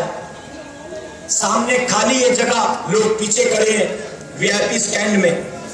آ کر یہاں عام لوگوں میں بیٹھ جاؤ، اللہ آپ کو ثواب عطا فرمائے گا. درود شریف پڑھنے ایک مرتبہ. اچھا میرے بلانے پر جو جا رہے ہیں ان کو جانے، اس کی وجہ کہ ان کے جانے سے کوئی صحت پر فرق نہیں پڑتا، میرا کوئی نقصان نہیں، نقصان ان کا بنا ہے. بہت سے ایسے ہوتے بڑے عجیب ہوتے ہیں، کھڑے رہیں گے 2 گھنٹہ اور بلاؤ گے تو فوراً چلے جائیں گے، فوراً چلے جائیں گے. مسجد تو ہے نہیں، اگر ناپاک ہوتا تو بھی آ کے بیٹھ جاؤ، کم سے کم بتاؤں اور سن تو صحیح کہ ناپاکی کی وجہ سے کیا ہوتا ہے، کم سے کم آ کر وہ تو سیکھ لے. آج بہت سے لوگ آسان سوال، مسجد میں آؤ اجتماع ہے، میں ناپاک. ارے اللہ نہ کرے 7,000 بار نہ کرے، اسی ناپاکی میں چل مسجد سے آنے سے تو بچ گیا. اسرائیل علیہ السلام آ جائیں گے تو کیا کہو گے؟ میں ناپاک ہوں. نام کے آ جانے تو آپ باہر ویٹ کرو باتھ روم کے، وہ کھڑے انتظار کریں گے. ارے مسلمان اور کہتا میں ناپاک ہوں. ناپاک، اور اگر اس سے پوچھے کہ ناپاک سے مراد کیا ہے تو ایکسپلین ہی نہیں کر پائے گا ناپاک کا مطلب کیا ہے. ناپاکی کسے کہتے، پاکی کسے کہتے، اس کو یہی نہیں معلوم، بس بچنے کے لیے کہہ دیا میں ناپاک. مسلمان کو چاہیے تو ہمیشہ پاک و صاف رہے. بتائیے ہے کہ نہیں؟ ہمیشہ پاک و صاف، ہمیشہ باوضو رہے تو الحمدللہ. ہمیشہ باوضو نہیں رہ سکتا، ہمیشہ پاک و صاف تو رہ سکتا ہے. جانتے میرے آقا کیا فرماتے؟ آقا فرماتے اللہ پاک ہے اور پاکی کو پسند فرماتا. اور یہاں بہت آسان سا سولوشن، ناپاک ہوں میں، ناپاک. میرے پیارے آقا کے پیغمبر، مان لیجیے ایسی جگہ جاب کرتے ہو جہاں پر پیشاب سے فارغ ہونے کے بعد پانی کا کوئی انتظام نہیں ہے، پاک ہونے کا کوئی اہتمام نہیں. ہندوستان میں رہتے ہو نا، سعودی عرب میں تو ہو نہیں کہ استنجا خانے میں بھی نل لگا ہو، ڈبہ ہو، وہاں پر آپ کی طہارت کا اہتمام ہو. سعودی عرب میں، دبئی میں تو نہیں، اسلامی کنٹری تو نہیں. ہندوستان میں اب ہندوستان والوں نے اس کا اہتمام نہیں کیا، اس کی وجہ کہ ان کے نزدیک ویسے بھی پاک ہے ایسے بھی پاک، ویسے بھی پاک ہے ایسے بھی پاک. لیکن ہمارے نزدیک تو پاکی ناپاکی کے مسائل جدا ہے نا، تو اب انہوں نے انتظام نہیں کیا. ہم مسلمان ہمیں خود انتظام کرنا چاہیے، خود انتظام کرنا چاہیے. میرے پیارے آقا کے پیغمبر، میں جہاں جاب کرتا ہوں میرے ساتھ رہا تقریباً 10 غیر مسلم. باقی جتنے ہیں ان کا معاملہ یہ کہ استنجے وغیرہ سے فارغ ہو کر ہاتھ دھو لیتے، لیکن ایک ہے وہ ہاتھ بھی نہیں دھوتا. میں نے اس سے کہا تو مجھ سے آج کے بعد ہاتھ وغیرہ نہیں ملا، اور میں کھانا کھا رہا ہوں تو ساتھ میں بیٹھنا بھی نہیں، دور بیٹھنا. اس نے کہا کیوں؟ میں نے کہا تو پیشاب کرنے کے بعد ہاتھ بھی نہیں دھوتا، ہاتھ بھی نہیں دھوتا. ان کے نزدیک پاکی ناپاکی کیا؟ تو اس نے کہا کہ ہاتھ دھونے کی کیا ضرورت ہے، ہاتھ میں تھوڑی کرتا ہوں. میں نے کہا تو ہاتھ میں نہیں کرتا ہے لیکن ہاتھ سے تو شرمگاہ تک پہنچتا ہے، اسے چھوٹا ہے، اسے پکڑتا تو ہے. تو کہتا ہے اگر میں اس کو پکڑ بھی لیتا ہوں تو کیا فرق پڑتا ہے، وہ میرے باڈی کا پارٹ ہی تو ہے. جیسے یہاں چھوتا ہوں یہاں چھوتا ہوں، ویسے وہاں چھوتا ہوں وہاں چھوتا ہوں، تو کیا فرق پڑتا ہے اس سے؟ تو ان کے نزدیک کوئی مسئلہ نہیں، ہمارے نزدیک تو ہے نا، ہمارے نزدیک تو ہم تو اپنے اعتبار سے تیاری کرنی چاہیے کہ نہیں کرنی چاہیے. بس یہ کہہ کر بچ گیا کہ میں ناپاک ہوں، میں ناپاک. اللہ نہ کرے اگر حالت ناپاکی میں ایکسیڈنٹ ہو گیا، اسی حالت میں روح نکل گئی، تو سوچو ناپاکی میں جو مرے گا وہ کتنی بدترین موت پائے گا، کتنی بدترین. تو بحیثیت مسلمان ہمیشہ پاک و صاف رہنا چاہیے. اللہ عمل کی توفیق عطا فرمائے. میرے پیارے آقا کے پیغمبر بیٹھ کے الحمدللہ میری دعوت پر کچھ ساتھی آ کر بیٹھ گئے، لیکن ان کی جگہ پھر کسی اور ایک گروپ نے پورا کر لیا. تو جو نئے آ کر کھڑے ان سے کہوں گا وہ بھی آ کر بیٹھ جائیں، ابھی بھی جگہ خالی ہے بیچ میں، وہ آ کر بیٹھ جائیں. کچھ اہم باتیں آپ سیکھ رہے، آ کر بیٹھو گے آپ کا فائدہ ہے، نہیں بیٹھو تو کوئی مسئلہ نہیں. ایک بار درود شریف پڑھ لیں. صلی اللہ علیہ وسلم، صلاۃ و سلام علیک یا رسول اللہ صلی اللہ علیہ وسلم. میرے پیارے آقا کے پیغمبر، تو میں کر رہا تھا حضور اکرم صلی اللہ علیہ وسلم نے اپنا پہلا نکاح ماہ سفر میں فرمایا، اور میرے آقا اپنی مقدس بیوی حضرت خدیجہ الکبریٰ رضی اللہ عنہ سے کتنی محبت کرتے تھے. روایتوں میں آیا کہ جب تک حضرت خدیجہ باحیات تھی میرے آقا نے دوسرا نکاح نہیں فرمایا، اور حضرت خدیجہ الکبریٰ رضی اللہ عنہ کے انتقال کے بعد بھی میرے آقا کے گھر میں جب کوئی اچھی چیز پکتی، سالن وغیرہ بنتا، تو میرے آقا اسے تھوڑا سا نکالتے اور اپنے ہاتھوں سے لے جا کر حضرت خدیجہ کی سہیلیوں کے گھر پہنچایا کرتے تھے. اتنی محبت اپنی بیوی سے. اور ایک حدیث شریف میں آیا حضور اکرم صلی اللہ علیہ وسلم جب اپنی تمام بیویوں کے ساتھ بیٹھتے تو اکثر حضرت خدیجہ کو یاد کرتے تھے. ان کا ذکر کرتے تھے. ایک مرتبہ عائشہ صدیقہ رضی اللہ عنہا نے عرض کیا یا رسول اللہ صلی اللہ علیہ وسلم اے آقا ہمیں یہ لگتا ہے آپ آج بھی ہم سب سے زیادہ حضرت خدیجہ سے محبت کرتے ہیں جبکہ ان کا انتقال ہو چکا. ہم ابھی بھی زندہ ہیں, ہم آپ کے نکاح میں ہیں, ہم آپ کی خدمت کرتے ہیں, ہم آپ کی خوشیوں کا خیال رکھتے ہیں, لیکن آپ انہیں اتنا یاد کرتے ہیں ایسا لگتا ہے ہم سب سے زیادہ آپ ان سے محبت کرتے ہیں. تو جانتے میرے آقا نے کیا جواب کیا تھا؟ آقا نے فرمایا اے عائشہ میں سب سے زیادہ خدیجہ سے محبت کیوں نہ کروں؟ ارے ایک وقت تھا جب ساری دنیا والے میرا انکار کر رہے تھے, مجھے ٹھکرا رہے تھے, اس وقت تنہا خدیجہ تھی جنہوں نے میرا ساتھ دیا تھا, جنہوں نے میری مدد کی تھی. اے سرکار مدینہ علیہ السلام و تسلیم کے پیروکاروں, تو اس مہینے میں پتہ چلا نکاح کرنا نحوست کا سبب نہیں ہے بلکہ اس مہینے میں نکاح کرنا میرے آقا کی سنت مبارکہ ہے. اور اگر کوئی اس مہینے میں نکاح کرے یہ سوچ کر کہ نبی کی سنت ہے, یقیناً میرا مولا زندگی بھر برکت عطا فرمائے گا. اور ممبر رسول پر موجود ہوں, ایک بات اور عرض کرنا چاہوں گا پوری ذمہ داری کے ساتھ. ماہ سفر نہیں بلکہ اگر کوئی مسلمان 10 محرم کو جسے عاشورے کا دن کہتے ہیں, اگر کوئی عاشورے کے دن بھی نکاح کرنا چاہے تو بڑا سے بڑا دنیا کا مفتی اس کو حرام و ناجائز قرار نہیں دے سکتا. 10 محرم جس دن یزیدیوں نے اہل بیت کے طہار کے ننھے بچوں کو کربلا کے تپتے کے صحرا میں بھوکا پیاسا رکھ کر ذبح کر دیا تھا, تو یہ مسلمان 10 محرم کو بھی نکاح کرنا چاہے تو اس دن بھی نکاح کا کرنا جائز ہے, حلال ہے. البتہ لوگ کرتے نہیں. اچھا میں یہ عرض کرنا چاہوں گا لوگ شادی بیاہ نہیں کرتے نا, کیوں نہیں کرتے؟ کہتے کہ آج ان کو شہید کیا گیا یار اس دن ہم خوشی منائیں, اس دن ہم شادی بیاہ کریں. تو میں پوچھتا ہوں اگر اتنا ہی غم ہے تو ڈھول کیوں بجایا جاتا ہے؟ ڈھول کیوں بجایا جاتا ہے؟ غم کے موقع پر ڈھول بجانا جائز ہے. اگر غم تھا تم نے شادی بیاہ نہ کیا تو ڈھول نگارا کہاں سے ثابت ہے؟ ذرا جواب دو. اور میں یہاں تک کہتا ہوں پوری ذمہ داری کے ساتھ, وہ لوگ جو امام حسین کی شہادت کے دن, نوجوان علی اکبر کی شہادت کے دن, نبی علی اصغر کی شہادت کے دن, جب وہ دن آتا ہے اس دن ڈھول نگارا پیٹتے ہیں. ان کو چاہیے جب ان کی والدہ کا 40واں ہو, ان کے باپ کی برسی ہو, تو اس میں بھی ڈھول نگارا پیٹا کرے, اس میں بھی بینڈ باجا بجایا کرے. ارے جب امام حسین کی شہادت کے دن تم یہ کرتے ہو تو اپنے گھر والوں کی برسی کے موقع پر یہ کیوں نہیں کرتے ہو؟ اس دن بھی کیا کرو. کہو گے نہیں اس دن ڈھول باجا کیسے ہوگا؟ اے مسلمانوں جب ان کی شہادت کے دن ہم ڈھول نگارا پیٹتے ہیں تو اپنے مرحومین کو یاد کر کے بھی ڈھول نگارا پیٹنا چاہیے. اس غلط رسم سے بھی اللہ بچنے کی توفیق عطا فرمائے. ہمارا آپ کا معاملہ یہی ہے جو شروع میں کہا پھر دہراؤں گا آخر میں. اے مسلمانوں ہم رسم و رواج پر اتنا سختی سے عمل کرتے ہیں کہ جتنا سختی سے شریعت و سنت پر عمل نہیں کرتے. اور ہمارے یہاں پر عام طور پر یہ کہہ کر لوگ گزر جاتے ہیں ہماری جماعت میں یہی ہوتا ہے, ہماری طرف تو یہی ہوتا ہے, ہمارے باپ دادا یہی کرتے چلے آئے, ہمارے خاندان میں یہی ہوتا چلا آیا. اے مسلمانوں ان باتوں کو جو باتیں رسم و رواج سے تعلق رکھتی ہیں ان کو شریعت و سنت کے سانچے میں رکھ کر دیکھا کرو. اگر وہ شریعت و سنت کے مطابق ہو اس پر عمل کرو, اور اگر وہ رسم و رواج بھلے کتنی صدیوں سے ہوتا کیوں نہ چلا آتا ہو, اگر شریعت و سنت سے ٹکراتا ہو ایسے رسم و رواج کو اکھاڑ کر پھینک دیا کرو. عمل کیا کرو تو اپنے نبی کی رائے شریعت پر عمل کیا کرو, اپنے نبی کی بتائی سنت پر عمل کیا کرو. میرے پیارے آقا کے پیروکاروں, اس مہینے میں لوگ نئی دکان نیا مکان نہیں خریدتے, لوگ سفر نہیں کرتے. یہ سب کا سب غلط ہے. سفر بھی کرنا جائز, نئی دکان نیا مکان بھی خریدنا جائز, کاروبار بھی کرنا جائز. ان ساری غلط باتوں کو نکال کر پھینکو اور انشاءاللہ.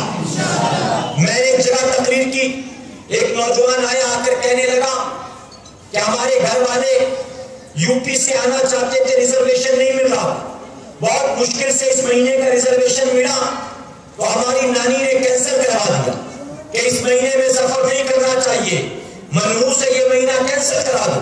اب ہم لوگوں نے ٹکٹ کینسل کرا دی, آگے ٹکٹ نہیں مل رہی, کیا کریں بتائیے. میں نے کہا کینسل مجھ سے مشورہ کر کے کروایا تھا کہ نانی سے؟ جب کینسل کروایا نانی سے مشورہ کر کے آگے کیا کرنا ہے وہ بھی نانی سے پوچھو, نانی سے پوچھ لو. میں نے کہا ایک تو ریزرویشن ملتا نہیں تھا, بہت مشکل سے اس مہینے میں ملا, اس کی وجہ کہ سارے یو پی والے بیٹھے ہوں گے گھروں میں نہیں نکلیں گے, تو نہیں نکلے تجھے مل گیا آسانی سے. اب اگلے مہینے تجھے کہاں ملے گا؟ اگلے مہینے تو سارے پھر نکلنے والے ہیں. تو میں نے کہا کیسے ملے گا؟ اس مہینے میں ملے پھر سے نکال لو اور جائز ہے سفر کرنا. تو اس نے کہا گھر میں مشورہ کر کے نکال لیتا ہوں ٹکٹ. میں نے کہا نانی کو چھوڑ کے باقی کسی سے بھی مشورہ کر لینا. اسی طرح سے ایسا بھی ہوتا ہے. مان لیجیے آپ اچھا دیکھیں دوسرے مذاہب میں ایسا ہوتا ہے. ان کے یہاں شادی بیاہ ہو, میری بات سمجھ میں آ رہی نا؟ ان کے یہاں شادی بیاہ ہو تو لڑکا لڑکی کی کنڈلی ملاتے اور پھر کنڈلی دیکھ کر پنڈت جی کہتے یہ شبھ مہورت ہے, یہ اچھا شگن ہے, یہ اچھا دن ہے, یہ اچھا مہورت ہے. اور ہمارے یہاں پر بمبئی والے مسلمان کیا کرتے, ہمارے یہاں پر کنڈلی منڈلی نہیں دیکھتے, ہم دیکھتے ہال کب خالی ہو. بتائیے کہ نہیں, ہمارے یہاں پر جو تاریخ طے ہوتی ہے ہال دیکھ کر, ہال خالی ہے تو تاریخ طے سمجھو. ایسے ہوتا کہ نہیں؟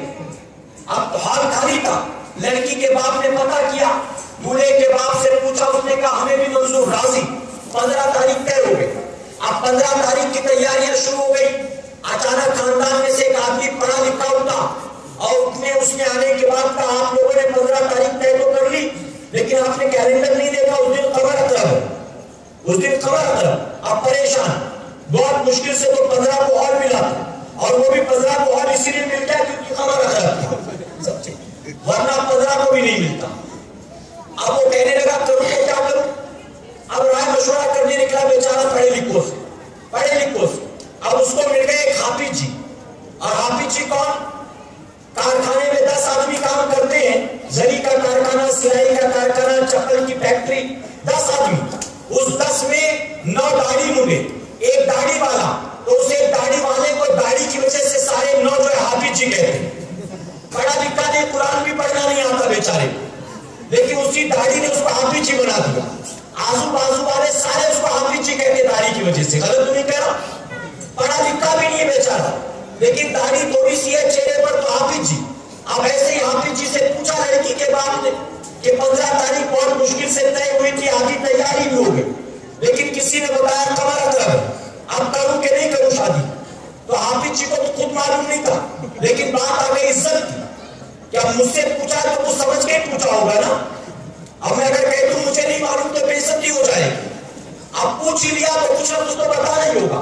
ہمارے یہاں بامبے میں یہ بات ہے عام پائی جاتی ہے کہ اگر کسی سے کچھ پوچھ لو تو یہ سمجھتا ہے کچھ سوچ کے ہی پوچھا ہوگا مجھے. آپ کسی راستہ چلتے آدمی سے پوچھ لو کہیں کا ایڈریس اور اس کو خود کو نہیں معلوم ہو تو یہ کہنے میں شرمندگی محسوس کرے گا کہ مجھے نہیں معلوم, معاف کرنا. بلکہ وہ بھی کچھ نہ کچھ ضرور کہہ دے گا.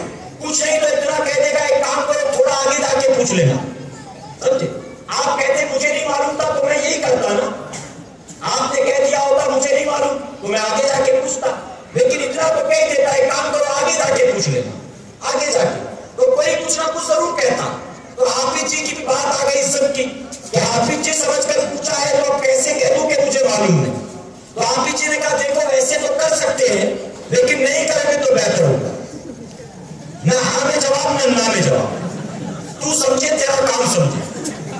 ویسے تو کر سکتے, نہیں کرے تو اچھا. ایک تو پہلے بیچارہ کنفیوز تو اور کنفیوز ہو گیا. پہلے تو سوچ رہا تھا کروں کہ نہیں کروں, اب اس نے کہہ دیا کہ نہیں کرو تو بھی تو اچھا ہے, کر لو گے تو کوئی بات نہیں. اب بات بیٹی کی زندگی کی تھی نا, ایسے کیسے کر لیتا. نکلا اور لوگوں سے پوچھنے کے لیے, مسجد کے امام صاحب سے پوچھا. امام صاحب کہتے کوئی مسئلہ نہیں ہے, کر سکتے ہو. مبلغ صاحب آئے اجتماع کے لیے, ان سے پوچھا, انہوں نے بھی کہا کوئی بات نہیں کر سکتے. اب 2-3 لوگوں نے کہہ دیا کر سکتے ہو, لیکن اس کے باوجود حافظ جی نے بولا تھا اور خاندان کے ایک آدمی نے بھی بولا ہے, تو وہ وہم بیٹھ گیا دماغ کے اندر کہ ان لوگوں نے تو کہا کر لو, لیکن 2 لوگوں نے کہا نہیں کرنا تو بہتر ہوگا. اب بچی کی زندگی کا سوال ہے, کر لوں کہیں کچھ مصیبت ہو تو کہیں گے جان بوجھ کے تو نے زندگی برباد کر دی اپنی بیٹی کی. تو اے مسلمانوں سن لو مسئلہ کیا ہے. دراصل یہ جو قمر اقرب ہوتا ہے اس کا ہمارے شادی بیاہ سے کوئی لینا دینا نہیں ہے, ہمارے کاروبار سے کوئی لینا دینا نہیں ہے. کچھ کیلنڈر میں قمر اقرب مینشن ہوتا ہے, کچھ کیلنڈر میں قمر اقرب مینشن نہیں ہوتا ہے. قمر اقرب کو ہندی میں کہتے جوار بھاٹا اور انگلش میں کہتے ہائی ٹائٹ لو ٹائٹ. جانتے یہ کیا ہے؟ قمر اقرب دراصل چاند کے جو ہے گھٹنے اور بڑھنے کا سائز ہے. وہ جب کم ہوتا ہے بڑا ہوتا ہے اسی کو کیلنڈر میں مینشن کرتے ہیں. اور جو ہے چاند کے گھٹنے اور بڑھنے کی وجہ سے سمندر کا پانی بھی گھٹتا اور بڑھتا ہے, اور اس کا فائدہ ہمیں اور بلکہ قمر اقرب کا فائدہ ان کو جو لوگ عملیات وغیرہ کرتے ہیں، جو لوگ دعا تعویذ کرتے ہیں، یہ ان کے کام آتا ہے. تو کیلنڈر میں کہیں مینشن کر دیا جاتا قمر اقرب کہ دعا تعویذ والے تیار رہے، اس رات وظائف کرے، اس رات اپنی عملیات کرے. تو یہ ان کے لیے، ہماری شادی بیاہ کے لیے نہیں ہے. قمر اقرب کے دن اگر کوئی شادی بیاہ کرے تو یقیناً وہ شادی بیاہ کا کرنا شرعاً درست ہے اور شرعاً جائز ہے، اس کو کوئی غلط ثابت نہیں کر سکتا. ٹھیک ہے. اسی طرح اس مہینے کو لوگ کہتے ہیں 13 تیزی کا مہینہ، 3 13 23 بہت مانتے اور کہتے 13 تیزی یعنی مصیبت والا بلا والا. میرے پیارے آقا کے پیروانوں تو سنو، یہ 3 13 23 جس کو غلط سمجھتے ہو، فرمایا کہ یہ تو وہ نمبر ہے جو اللہ کو سب سے زیادہ پسند ہے. یہ 8 نمبر ہے نا، یہ طاقت ہے نا، 3 ہو 7 ہو 5 ہو 9 ہو 11 ہو، یہ تو 8 نمبر سے طاقت ہے اور اللہ کو یہ عدد پسند ہے. اور ہم نے کہا یہ نحوست والے معاذ اللہ. تو یہ 13 تیزی وغیرہ بھی کچھ ہوتا باقی مہینوں کی طرح ایک عام مہینہ، اس میں کوئی نحوست، کوئی مصیبت، کوئی بلا نہیں. 2 باتیں اور عرض کروں، اجازت ہو آپ کی. تھک گئے آپ؟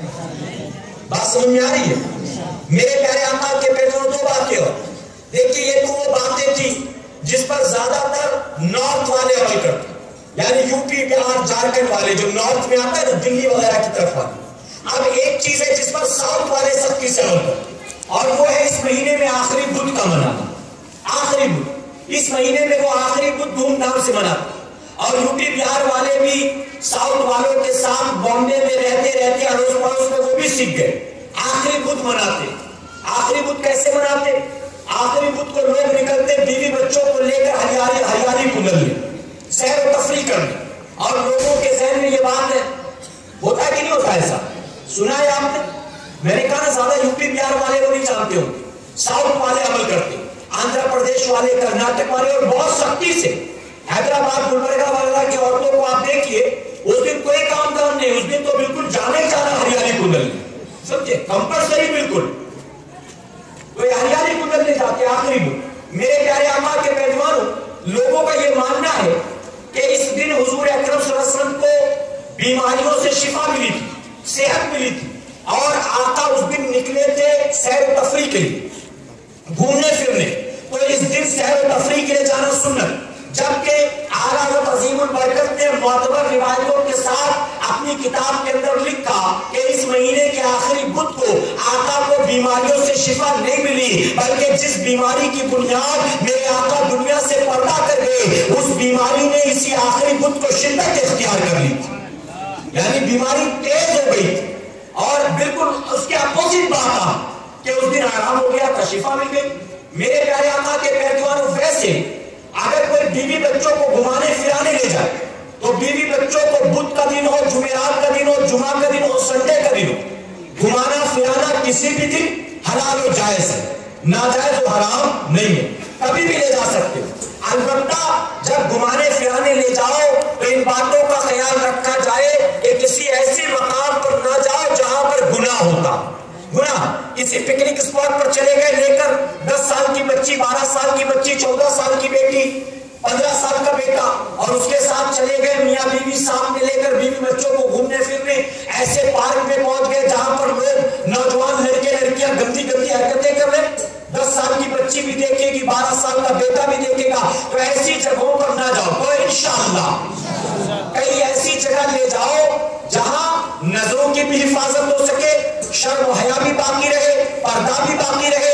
میرے پیارے آقا کے پیروانوں، تو لوگ بالکل بدھ کو سمجھتے کمپلسری اور لازم ہے آخری بدھ کو نکلنا. میں ادب کے ساتھ عرض کروں گا، آپ جتنا سختی کے ساتھ سوچتے ہو آخری بدھ کو نکلنا نبی کی سنت ہے، تو نکلنا ہی نکلنا ہوگا. میں پوچھنا چاہتا ہوں، کیا آخری بدھ کو سال میں ایک بار ہریالی کھلنا ہی نبی کی سنت ہے؟ آپ نے یہی سنت سنا ہے؟ آپ نے یہ نہیں سنا دن اور رات میں 5 وقت نماز پڑھنا یہ بھی نبی کی سنت ہے؟ اس پہ کون عمل کرے گا؟ امام صاحب. اس پر کون عمل کرے گا؟ مؤذن صاحب، محلے کے چند بوڑھے ریٹائرڈ لوگ، باقی نوجوان بدھ کو گھومنے والی سنت پر عمل کریں. میرے پیارے آقا کے پیروانوں، آقا کی اور بھی تو بہت ساری سنت ہے، داڑھی رکھنا بھی تو سنت ہے، اور یہ ایسی سنت ہے جو فرمایا گیا واجب کے قریب ہے. واجب کے قریب، اس پر عمل کیوں نہیں ہے؟ بہت ساری سنتیں، یہ بدھ کو ہریالی کدرنے والی سنت پر جتنی سختی سے عمل ہے، روزانہ جتنی سنتوں کے جنازے نکالتے ہو دن اور رات، کبھی غور بھی کیا ہے؟ اور میں یہ بھی عرض کرنا چاہوں گا، یہ گھومنے پھرنے جو آخری بدھ کو نکلتے ہیں، ان کے سر سور کر نکلنے کا عالم دیکھو۔ ارے پردے میں رہنا یہ عورت کے لیے فرض ہے، تو سنت پر عمل کرنے نکلی ہے، فرض کا کیا ہوا؟ فرض کا کیا ہوا؟ اس کا کون خیال رکھے گا؟ یہ غیر محرم مردوں سے مسکرا کر باتیں کرنا، معاذ اللہ، کیا یہ بھی سنت ہے؟ ارے فاطمہ الزہرا رضی اللہ عنہ کے حوالے سے اعلیٰ حضرت عظیم البرکت نے اپنی کتاب میں لکھا، خاتون جنت حضرت فاطمہ الزہرا رضی اللہ عنہ اتنی باحیا تھی، اتنی باپردہ تھی کہ آپ کے سر کو بنا دوپٹے کے کبھی چاند سورج نے نہیں دیکھا تھا۔ اور چاند سورج نہیں بلکہ اعلیٰ حضرت نے ایک مقام پر یہاں تک لکھا کہ حضرت فاطمہ کے سر کے بالوں کو کبھی ان کے شوہر علی نے نہیں دیکھا تھا۔ بتاؤ، سر کے بالوں کو شوہر نہ دیکھے، اللہ اکبر، اتنا پردہ۔ اور یہاں ہریالی کدرنے نکلی تو دیکھو سس سور کر نکلنے کا عالم، اور شادی بیاہ میں نکلے مسلمان عورتیں، دیکھو سس سور کر نکلنے کا عالم، چوڑیاں بھی کھنک رہی ہیں، پاجیب بھی کھنک رہی ہے، جو زیورات پہن رکھے ہیں اس کی آواز کرتی چلی جاتی ہے، جسم پر ایسا لباس کہ دیکھ کر سمجھ میں نہیں آتا مسلمان عورتیں جاتی ہیں کہ غیر مسلم عورتیں جاتی ہیں، چہرہ بھی کھلا ہے، نقاب پہن بھی لیا تو پتہ ہی نہیں نقاب کا کانسیپٹ کیا ہے، نقاب کیوں پہنا جاتا وہی نہیں پتا ہے، نقاب پہن لیا، چہرہ کھلا ہے، ہنسی ٹھٹا بھی کر رہی ہے، تو نقاب کائے کے لیے پہنا، خامخواہ میں اس کو کیوں خراب کر رہی ہے؟ میرے پیارے آقا رسالت تسلیم کے پیروانوں، تو آخری بدھ کو نکلنا نبی کی سنت نہیں ہے، ہریالی کدرنے آخری بدھ کو جانا آقا کی سنت نہیں ہے، کسی روایت سے یہ بات ثابت نہیں کہ آقا اس دن ہریالی کدرنے گئے۔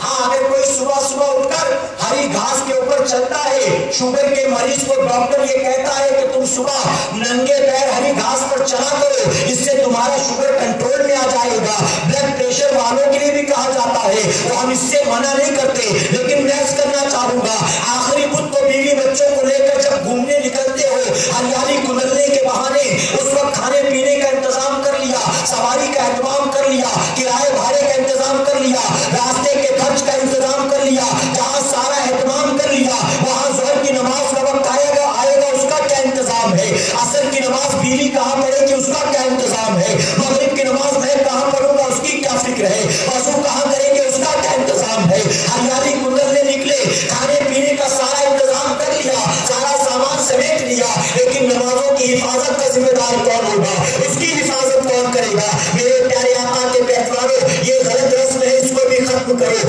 آپ کسی دن بھی بیوی بچوں کو گھمانے پھرانے لے جاؤ، لیکن لے جاؤ تو نماز کا بھی خیال رکھا کرو، نمازوں کی حفاظت بھی کیا کرو۔ اسی طرح میں نے ماہ سفر کے حوالے سے کچھ باتیں آپ کو بتا دی۔ آپ سب سے اہم اور سب سے آخری بات عرض کرنا چاہوں گا، آپ نحوست و مصیبت والا سمجھتے ہو، اے بریلیوں، کیا آپ کو معلوم نہیں ہے یہ مہینہ وہ مہینہ ہے جس کو بریلی کے تاجدار سے نسبت حاصل ہو گئی ہے، یہ وہ مہینہ ہے جو مجدد اعظم کا مہینہ ہے، یہ وہ مہینہ ہے ہمارے ایمان و عقیدے کے محافظ کا جو مہینہ ہے، یہ وہ مہینہ ہے جس مہینے میں ان کا عرس پاک بریلی کی زمین پر منایا جاتا ہے، یہ وہ مہینہ ہے میرے پیارے آقا کے پیروانوں جس کو اعلیٰ حضرت عظیم البرکت سے نسبت حاصل ہو گئی ہے، اور آپ جانتے ہو کہ جس کو اعلیٰ حضرت سے نہیں بلکہ کسی ایک اللہ کے ولی سے نسبت حاصل ہو جائے اس کا مرتبہ بلند و بالا ہو جایا کرتا ہے، کسی کوئی معمولی ہو اور نسبت کسی اعلیٰ سے ہو جائے تو وہ بھی اعلیٰ ہو جاتا ہے۔ بریلی کے تاجدار سے اس مہینے کو نسبت ہو گئی تو یہ مہینہ نحوست و مصیبت والا نہیں ہے، یقیناً اعلیٰ حضرت کا مہینہ سمجھو، اللہ برکت ہی برکت عطا فرمائے گا۔ اللہ اپنے حبیب پاک کے صدقہ فعل ہمیں آپ کو سب کو کہنے سننے سے زیادہ عمل کی توفیق عطا فرمائے۔ میرے پیارے آقا کے پیروانوں، 3 موضوع دیے گئے تھے، ایک موضوع پر گفتگو کی، وقت اتنا ہو گیا، اب میں اپنی گفتگو کو یہی مکمل کرتا ہوں۔ اگر اجازت ہو تو ایک بات عرض کروں، ہے اجازت؟ ویسے میں اگر 12:30 1 تک تقریر کروں تو مجھے امید ہے آپ بیٹھے رہیں، لیکن پھر بھی میں اتنا وقت نہیں لوں گا، ایک بات بتانا چاہوں گا، سنیں گے آپ انشاءاللہ؟ میرے پیارے آقا کے پیروانوں، سیدنا مخدوم ماہمی رحمۃ اللہ علیہ کا عرس پاک منایا جا رہا ہے نا، آپ جانتے ہیں روزانہ آپ راستوں میں نکلو، دیکھو یہاں سے سندر آ رہا ہے، آج وہاں سے آ رہا ہے، یہ کہاں سے گھاٹ کوپر سے، یہ کہاں سے کرلا سے، یہ کہاں سے گونٹی سے، کل پرسوں معلومی سے آنے والا ہے، ابھی کہیں اور سے آتا، تو اس طرح سے مسلسل سندر آنے کا سلسلہ جاری ہے۔ میں آپ سے پوچھنا چاہتا ہوں، یہ مخدوم مائنی کی بارگاہ میں روزانہ جو بیسیوں سندر آ رہی ہے، اس میں آنے والے جو روزانہ سینکڑوں نوجوان آتے ہیں، میں پوری ذمہ داری کے ساتھ کہوں گا یہ سندر میں شامل ہونے والے 95% نوجوان ایسے ہوں گے جو مخدوم مائنی کی بارگاہ میں چادر تو چڑھاتے ہیں، ان کی سندر میں شامل تو ہوتے ہیں، لیکن اگر ان کی زندگیوں کا جائزہ لیا جائے تو پتا چلے گا کہ اس میں 95% ایسے ہوں گے جن کی اپنی والدہ خود ان سے ناراض ہوگی، جن سے ان کی اپنی ماں خود راضی نہیں ہوگی۔ غلط تو نہیں کہہ رہا میں؟ کیا سمجھتے ہو؟ مخدوم مائنی کی بارگاہ میں چادر چڑھا کے جنت میں چلے جاؤ گے؟ اگر تمہارے والدین تم سے راضی نہیں ہیں، سال میں ایک بار نہیں، روزانہ مخدوم مائنی کی بارگاہ میں چادر پیش کرو، لیکن تم ہرگز جنت میں نہیں جا سکتے ہو، ہرگز نہیں۔ اور میں پوری ذمہ داری کے ساتھ کہوں گا کسی کے نکاح میں ایک بیوی نہیں 4 بیویاں، اور چاروں بیویوں کے وہ خوب حق ادا کرتا ہوں، چاروں خوش ہو، چاروں راضی ہو، لیکن اس نوجوان کے ماں باپ اس سے ناراض ہو، تو چاروں بیویاں مل کر بھی اپنے شوہر کو جنت میں داخل نہیں کرا سکتی ہیں۔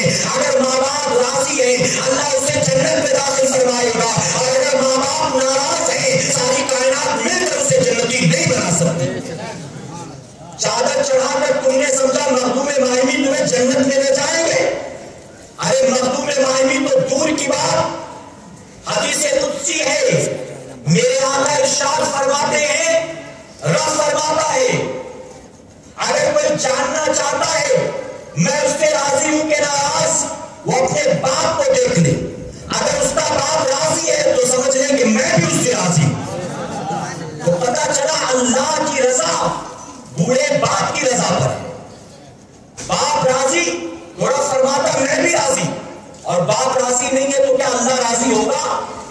میرے پیارے آقا کے مہمانوں، رب تبارک تعالیٰ فرماتا میں رحمان ہوں، رحیم ہوں، کریم ہوں، ستار ہوں، غفار ہوں۔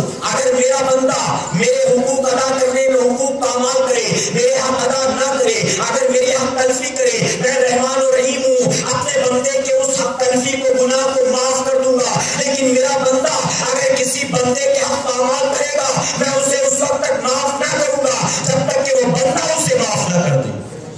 تم ماں کو ناراض کرو، تم باپ کو جھڑکیاں دو، اور مخدوم مائنی کی مزار پر چادریں چڑھاؤ، سندل میں شامل ہو، ڈی جے لگا کر سب سے آگے ناچتے نظر آؤ، ٹھمکے لگاؤ، تم کیا سمجھتے ہو یہ چادر تمہیں جنت میں لے جائے گی؟ یہ سندل تمہیں جنت میں لے کر جائے گا؟ ارے تمہیں چاہیے تھا مخدوم مائنی کی مزار پر بعد میں جاتے، سب سے پہلے جا کر اپنے ماں باپ کے ہاتھ پیر جوڑتے، ان سے معافیا مانگتے۔ کیا تم نے مخدوم مائنی کی زندگی نہیں دیکھی؟ مخدوم مائنی کو جو مقام بلند آج ملا ہے، تقویٰ و طہارت کی بنیاد نہیں، عبادت و ریاضت کی بنیاد نہیں، شب بیداریوں کی بنیاد نہیں، روزوں پر روزوں کی بنیاد نہیں، سجدوں پر سجدوں کی بنیاد نہیں، مخدوم مائنی نے اپنی والدہ کو راضی کیا، اللہ بھی اسے راضی ہو گیا۔ مائن کے عام بچوں میں ایک بچے تھے، ماں خوش ہو گئی، خدمت کی بنیاد دعا کی، مولا میں اپنے بیٹے سے راضی، تو بھی راضی ہو جا۔ اللہ ایسا راضی ہوا کہ عام بچوں سے اٹھایا، مقام ولایت عطا فرما دیا۔ اب کوئی ماں کا باغی مخدوم مائنی کی بارگاہ میں چادر چڑھائے، مخدوم مائنی خوش ہو گئے، راضی ہو گئے، قبول کریں گے؟ جب مخدوم مائنی اپنی والدہ سے اتنی محبت کرتے کہ رات بھر ہاتھ میں پانی کا پیالہ لے کر ماں کے سرانے کھڑے رہے، چادر چڑھانے والا ماں کو گالیاں دیتا ہو، سندل چڑھانے والا ماں کو جھڑکیاں دیتا ہو، مخدوم مائنی قبول کر لیں گے اس کی چادر کو، مخدوم مائنی قبول کر لیں گے اس کے حاضری اور اس کے سندل کو۔ میرے پیارے آقا کے پیغمبروں بہت ادب کے ساتھ عرض کرنا چاہوں گا، اگر چاہتے ہو اللہ کے ولی تمہاری چادر کو، تمہاری حاضری کو قبول کرے تو اس سے پہلے تمہیں اپنے آپ کو سدھارنے کی کوشش کرنی ہوگی۔ بڑی غیرت آپ کی کہتے ہیں. آج ہمارا آپ کا حال بڑا عجیب و غریب. آج ہم اور آپ دین سے دوری کی بنیاد ولی کس کو سمجھتے ہیں, بابا کس کو سمجھتے ہیں؟ رنگ برنگے کپڑے پہنتا ہو ہم سمجھتے ہیں یہی ولی ہوگا, یہی بابا ہوگا. آج تو دین سے اتنا دور ہو گئے, جہالت کی انتہا ہو گئی. اب تو چرسی گنجیڑی بھی ولی بنے بیٹھے معاذ اللہ. چلم پر چلم پھونکتا ہے, خود بھی پیتا ہے گانجا بھر بھر کے, مریدوں کو بھی ہاتھ پر دیتا اور اس کو لوگ ولی سمجھتے ہیں. لوگ بمبئی سے جاتے ہیں غریب نواز کا عرس منانے کے لیے اجمیر شریف. اجمیر شریف جاتے اکبری مسجد میں نظر نہیں آتے, شاہجہانی مسجد میں نظر نہیں آتے, غریب نواز کی چوکھٹ پر نظر نہیں آتے, جہاں چرسیوں کا اڈا وہی نظر آتے ہیں. وہ سمجھتے ولی ملے گا تو یہی ملے گا, گنجیڑیوں میں ولی ملے گا معاذ اللہ, چرسیوں جواریوں میں ولی ملے گا معاذ اللہ. میرے پیارے آقا کے پیروکاروں میں پوچھنا چاہتا ہوں, یہ بڑے بڑے اسپیکر لگا کر, ڈی جے سسٹم لگا کر, یہ جو تھیرکتے کے نوجوان نکلتے سندر لے کر, آپ نے اس میں داڑھی والوں کو دیکھا ہے, مسجد کے امام صاحب کو دیکھا؟ یہ بڑا اچھا کام تھا, تو امام صاحب کو سب سے آگے ہونا چاہیے تھا. ٹرک پر سب سے آگے امام صاحب کو بٹھاتے, وہ کیوں نہیں آئے؟ پتا چلا میرے پیارے آقا کے پیروکاروں یہ بڑے بڑے اسپیکر لگا کر ٹھمکے لگاتے لگاتے مزار پر چادر لے جانا, یہ مسلمانوں کا طریقہ نہیں ہے, یہ آوارہ لوگوں کا طریقہ ہے. یہ گلی محلے کا آوارہ جس کے کوئی کام دھندا نہیں تھا, چلو اس کو ایک دھندا مل گیا کہ اس آیا مخدوم مالوی کا, چلو چندہ جمع کر رہی اسی بہانے, چندے سے وہاں چادر بھی چڑھ جائے کہ کچھ اپنا بھی جگاڑ ہو جائے گا. کچھ نہیں, کم سے کم چرس چرن کا انتظام تو ہو ہی جائے گا. ہوتا ہے کہ نہیں ہوتا بتاؤ؟ دھندا بنا رکھا لوگوں نے. میرے پیارے آقا کے پیغمبر معذرت کے ساتھ کہوں گا, آج دین و سنیت کو وہابیوں دیوبندیوں سے اتنا نقصان نہیں پہنچا جتنا ہی ڈھونگی باباؤں نے نقصان پہنچایا, ڈھونگی گنجیڑی چرسی پیر فقیروں نے نقصان پہنچایا. ان کی یہ حرکتیں دکھا دکھا کر پڑھے لکھے سنی نوجوان کو سنیت سے ہٹایا جاتا ہے. یہ دیکھو یہ سنیت ہے, یہ دیکھو احمد رضا نے یہی سکھایا ہے, یہ دیکھو مزار پر یہ ہوتا ہے. ہم کو مخدوم مالوی سے دشمنی تھوڑی ہے, یہ مزار پر جو حرکتیں کرتے اس وجہ سے ہم کہتے ہیں کہ یہاں مت جایا کرو, ان کے پاس جا کر کوئی فائدہ نہیں ہے. ہم کو تکلیف اس بات سے ہے. اے مسلمانوں, میں پوچھنا چاہتا ہوں, دین و سنیت کو یہ نقصان پہنچانے والے لوگ ہیں, اور میں یہ کہنا چاہتا ہوں کہ دین و سنیت کو اس سے بڑا نقصان پہنچا ہے ماضی میں بھی, آج بھی, آنے والے دنوں میں بھی.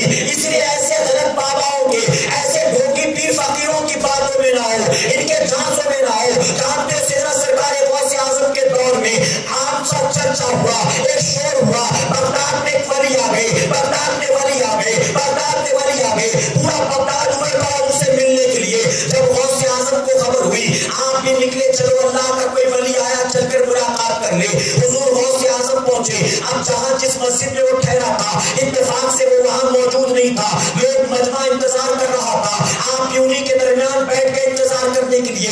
لوگ انتظار میں تھے, ولی آنے والے ہیں, ولی آنے والے ہیں. کافی دیر کے بعد وہ شخص آیا. جیسے ہی مسجد میں داخل ہوا, سیدنا سرکار غوث اعظم اٹھے اور واپس نکل گئے. آپ نے ملاقات نہ کی, آپ نے سلام کلام نہ کیا, بلکہ بنا ملے ہوئے واپس جانے لگے. لوگ پیچھے پیچھے دوڑے, اے غوث اعظم کیا ہو گیا, اے بڑے پیر کیا ہو گیا, اتنی دیر سے آپ انتظار میں بیٹھے تھے, اور جب بابا آ گئے تو آپ بنا ملے ان سے جاتے ہو. تو سنو غوث اعظم نے کیا فرمایا.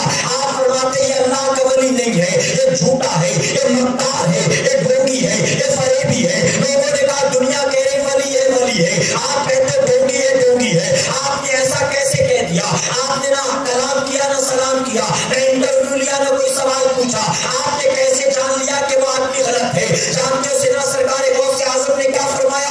غوث اعظم فرماتے کہ جب وہ مسجد کے اندر آیا, اس نے مسجد میں سب سے پہلے اپنا الٹا پیر داخل کیا. میں فوراً سمجھ گیا سیدھا پیر رکھ کر داخل ہونا میرے نبی کی سنت ہے, اور جو میرا اللہ کی سنت پر عمل نہیں کرتا ہے وہ کچھ بھی ہو سکتا ہے, اللہ کا ولی نہیں ہو سکتا ہے. یہ کون کہہ رہا ہے؟ اے مسلمانوں, میں نہیں کہتا, تمام قیامت تک آنے ولیوں کو, آنے والے ولیوں کے سردار غوث اعظم فرما رہے ہیں. آپ نے فرمایا ولی وہ ہوگا تو نبی کی سنت پر عمل کرتا ہوگا.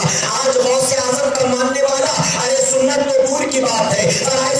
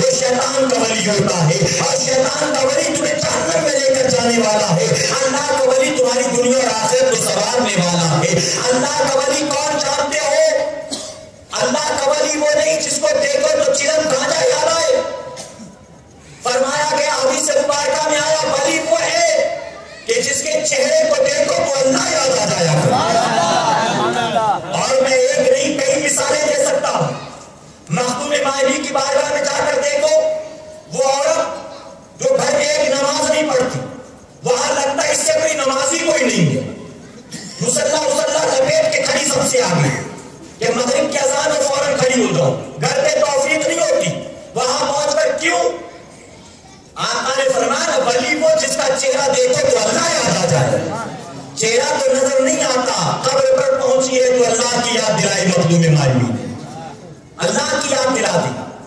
کوئی چور چکا بھی جاتا ہے تو بنا دیوار کو چھوئے ہاتھ جوڑے نہیں جاتا وہاں سے. بتائیے کیوں؟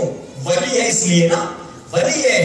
میرے پیارے آقا کے پہلوان عجیب معاملہ, ہم نے دیکھا یہ نوجوان ولی کہاں ڈھونڈتا ہے؟ کوڑے کرکٹ کے ڈھیر پر. کوئی گندگی اٹھا کر کھا پی رہا سمجھتا ہے یہ مذوب ہوگا, یہ مذوب ہوگا. عجیب سا معاملہ. ولیوں کی پہچان ہی نہیں رہ گئی. رنگ برنگے کپڑے پہنے, ہاں ان کے نعرے لگائے, کان میں بالیاں پہنتا ہو, ہاتھ میں چوڑیاں پہنتا ہو, وہاں کے یہاں وہاں گھماتا ہو, لوگ اس کو ولی سمجھتے. معاذ اللہ.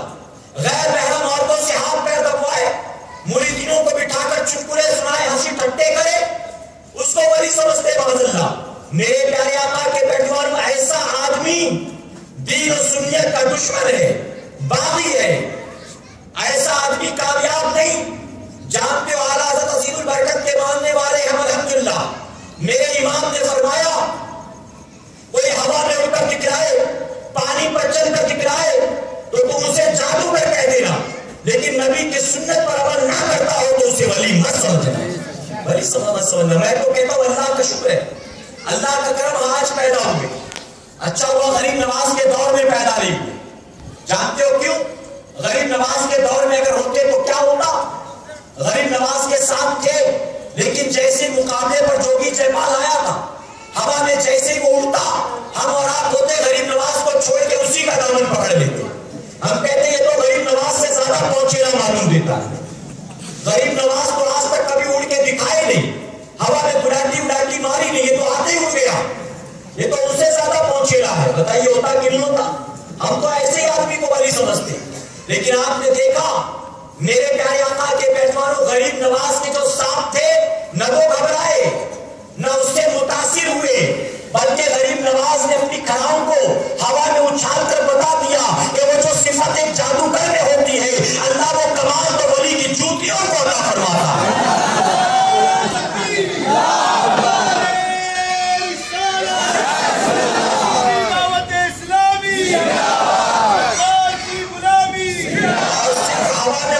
کمال نہیں بلکہ ولی کی جوتیوں میں تو یہ صفت بھی ہوتی ہے کہ جوگی جیپال جو پرتھوی راج چوہان کے محل کا سیلری یافتہ, تنخواہ یافتہ جادوگر تھا, تمام جادوگروں کا استاد تھا, جس کو فائنل مقابلے کے لیے بھیجا گیا تھا غریب نواز کے سامنے. جب آپ کی کھڑاؤں ہوئی ہے تو کھڑاؤں کو اللہ نے وہ صفت دی ہے کہ کھڑاؤں سر پر پڑی تو عقل ایسی ٹھکانے آئی, اڑا تھا تو کافر تھا, نیچے اترا ہے تو کلمہ پڑھ کے مسلمان بن گیا. آیا تو پرتھوی راج کا ایجنٹ تھا, گیا تو غریب نواز کا مرید بن گیا. میرے پیارے آقا کے میں اسی پر کسی نے کیا خوب کہا, جب ان کے گدا بھر دیتے ہیں شاہان زمانہ کی جولی, جب ان کے گدا بھر دیتے ہیں شاہان زمانہ کی جولی, محتاج کا جب یہ عالم ہے, مختار کا عالم کیا ہوگا؟ مختار کا عالم. یہاں تو کھڑاؤں پڑتی ہے تو جوگی جیپال کلمہ پڑھتا ہے, اور وہاں میرے نبی کے رکے زیبا کو اقرار دیکھتا ہے تو کلمہ پڑھ لیتا. آقا کے چہرے کو دیکھتے. ابو جہل بھاگا پھرتا تھا. ابو لہب میرے میں جا کر یہودیوں سے کہتا کہ تم محمد صلی اللہ علیہ وسلم سے ملاقات بھی مت کرنا, بات بھی مت سننا, چہرہ بھی مت دیکھنا. ان کی آواز میں کشش ہے, ان کی باتوں میں جادو ہے, ان کے چہرے پر کمال ہے, ان کو دیکھنے والا انہی کا ہو جاتا ہے. اے مسلمانوں, وہ لوگوں کو روکتے تھے کہ ان کو دیکھنا بھی مت, اور جانتے ہوا یہی حقیقت میں نہ جانے کتنے کافر ایسے تھے جن کی بس نظر پڑتی تھی اور وہ کہتے تھے یہ جھوٹے کا چہرہ نہیں ہو سکتا ہے. تو غریب نواز کی کھڑاؤں پڑتی تو ایمان کی دولت ملتی تھی, اور نبی کا چہرہ دیکھتے تھے تو ایمان کی دولت مل جایا کرتی تھی. محتاج کا جب یہ عالم ہے, مختار کا عالم کیا ہوگا؟ میرے پیارے آقا کے پیروانوں, اپنے اعمال کی اصلاح کرو. اللہ کے ولیوں کا عرس منانا جائز ہے, مزار پر چادر سادگی کے ساتھ چڑھانا جائز ہے, مزارات پر حاضری کا دینا جائز ہے, لیکن اس سے پہلے ضرورت ہے مخدوم مایوی کی بارگاہ میں جاؤ. یقیناً یہ کار خیر ہے, لیکن اپنے بوڑھے ماں باپ کو بھی راضی کرو, اپنے بوڑھے ماں باپ کو راضی کرنے کی کوشش کرو, اپنے اعمال کو سنوارنے کی کوشش کرو, اپنے اندر سے برائی والی عادتوں کو نکال پھینکو. اللہ اپنے حبیب پاک کے صدقے ہمیں آپ کو سب کو کہنے سننے سے زیادہ زیادہ عمل کرنے کی توفیق عطا فرمائے۔ میرے پیارے آقا کے پہلوانوں، کاش آپ پہلے آئے ہوتے تو میں کچھ اور باتیں بھی آپ کے سامنے پیش کرتا، آپ آئے لیکن بہت تاخیر سے۔ چلیے کوئی بات نہیں، بیٹھ کے اللہ نے جتنی توفیق عطا فرمائی اپنے شعور کے مطابق میں نے کچھ باتیں آپ کے گوش گزار کر دی۔ اللہ اپنے حبیب کے صدق و فیض ہمیں آپ کو سب کو کہنے سننے سے زیادہ عمل کی توفیق عطا فرمائے، اور ہماری اس محفل کو قیامت کے دن ہمارے لیے، ہمارے ماں باپ کے لیے بخشش اور نجات کا ذریعہ بنائے۔ میرے پیارے آقا کے پہلوانوں، ہر سنیچر کو سنی دعوت اسلامی کے عالمی مرکز اسماعیل حبیب مسجد پر سنی دعوت اسلامی کا ہفتہ اجتماع ہوتا ہے۔ گزارش ہے آپ سنیچر کو پابندی کے ساتھ مرکز اسماعیل حبیب مسجد پر آئے۔ آپ کو مرکز اسماعیل حبیب مسجد معلوم ہے؟ نہیں معلوم، بہت سے لوگ کہہ رہے معلوم، کچھ کہہ رہے نہیں معلوم۔ چلیے منارہ مسجد معلوم ہے؟ محمد علی روڈ معلوم ہے؟ اب اگر وہ بھی نہیں معلوم ہے تو یو پی والوں کو عثمان سلیمان کی دکان ضرور معلوم ہوگی، کہ گاؤں والے کہتے گاؤں آنے سے پہلے وہاں سے افلاطون ضرور لے کے آنا۔ یو پی والے لے کے جاتے ہیں، کچھ اور لے جائیں نہ لے جائیں، افلاطون ضرور لے جاتے عثمان سلیمان کے یہاں سے، تو ان کی دکان تو معلوم ہے نا۔ تو ان کی دکان جو ہے نا وہ منارہ مسجد کے باہر ہے، اور منارہ مسجد کے ٹھیک پیچھے بڑی سی ہرے رنگ کی مسجد ہے، اس کا نام ہے اسماعیل حبیب مسجد، جو سنی دعوت اسلامی کا انٹرنیشنل سینٹر ہے، ہمارا عالمی مرکز ہے۔ اور اس مرکز پر ہر سنیچر کو بعد نماز عشاء سنی دعوت اسلامی کا ہفتہ وار اجتماع ہوتا ہے۔ آج آپ نے یہاں میرا بیان سنا یعنی فقیر کا، وہاں ہر سنیچر کو ہمارے امیر کا بیان ہوتا ہے۔ تو یہاں فقیر کو سنا، امیر کو سننے کے لیے آپ سنیچر کو وہاں آئے۔ جب فقیر کی باتیں اچھی لگی، امیر کی باتیں تو میری باتوں سے کئی گنا زیادہ اچھی ہیں۔ میں پڑھا لکھا نہیں، وہ تو حافظ قرآن بھی ہے، عالم دین بھی ہے، اور وہ ساتھ ہی ساتھ پیر طریقت بھی ہے۔ بہت ساری خوبیاں ان کو اللہ نے عطا فرمائی ہے، داعیہ کبیر بھی ہے، عطائے حضور مفتی اعظم بھی ہے۔ میرے پیارے آقا علیہ الصلوۃ والتسلیم کے پہلوانوں، اس فتنوں کے پرفتن دور میں حضور مفتی اعظم کی زندہ کرامت بھی ہے۔ تو گزارش ہے سنیچر کو مرکز اسماعیل حبیب مسجد پر آپ آئیں، اور سنیچر کے بعد ایک اور دعوت میرے پیارے آقا کے پہلوانوں، انشاءاللہ 7 تاریخ کو باندرا ویسٹ اسٹیشن مسجد کے بالکل قریب ایک اجتماع ہے جس کا نام ہے پیغام اعلیٰ حضرت۔ اعلیٰ حضرت کا مشن کیا تھا؟ مشن اعلیٰ حضرت، راہ اعلیٰ حضرت، پیغام اعلیٰ حضرت۔ اس موضوع پر خطاب کرنے کے لیے انشاءاللہ وہاں مفکر اسلام علامہ قمر الزمان خان اعظمی صاحب تشریف لا رہی ہیں۔ باندرا ویسٹ بالکل اسٹیشن کے قریب جو مسجد ہے، مسجد کے باہر انشاءاللہ اسٹیج ہوگا، گزارش ہے آپ ضرور وہاں تشریف لائیں۔ ساتھ ہی 8 تاریخ کو کرلا 9 نمبر میں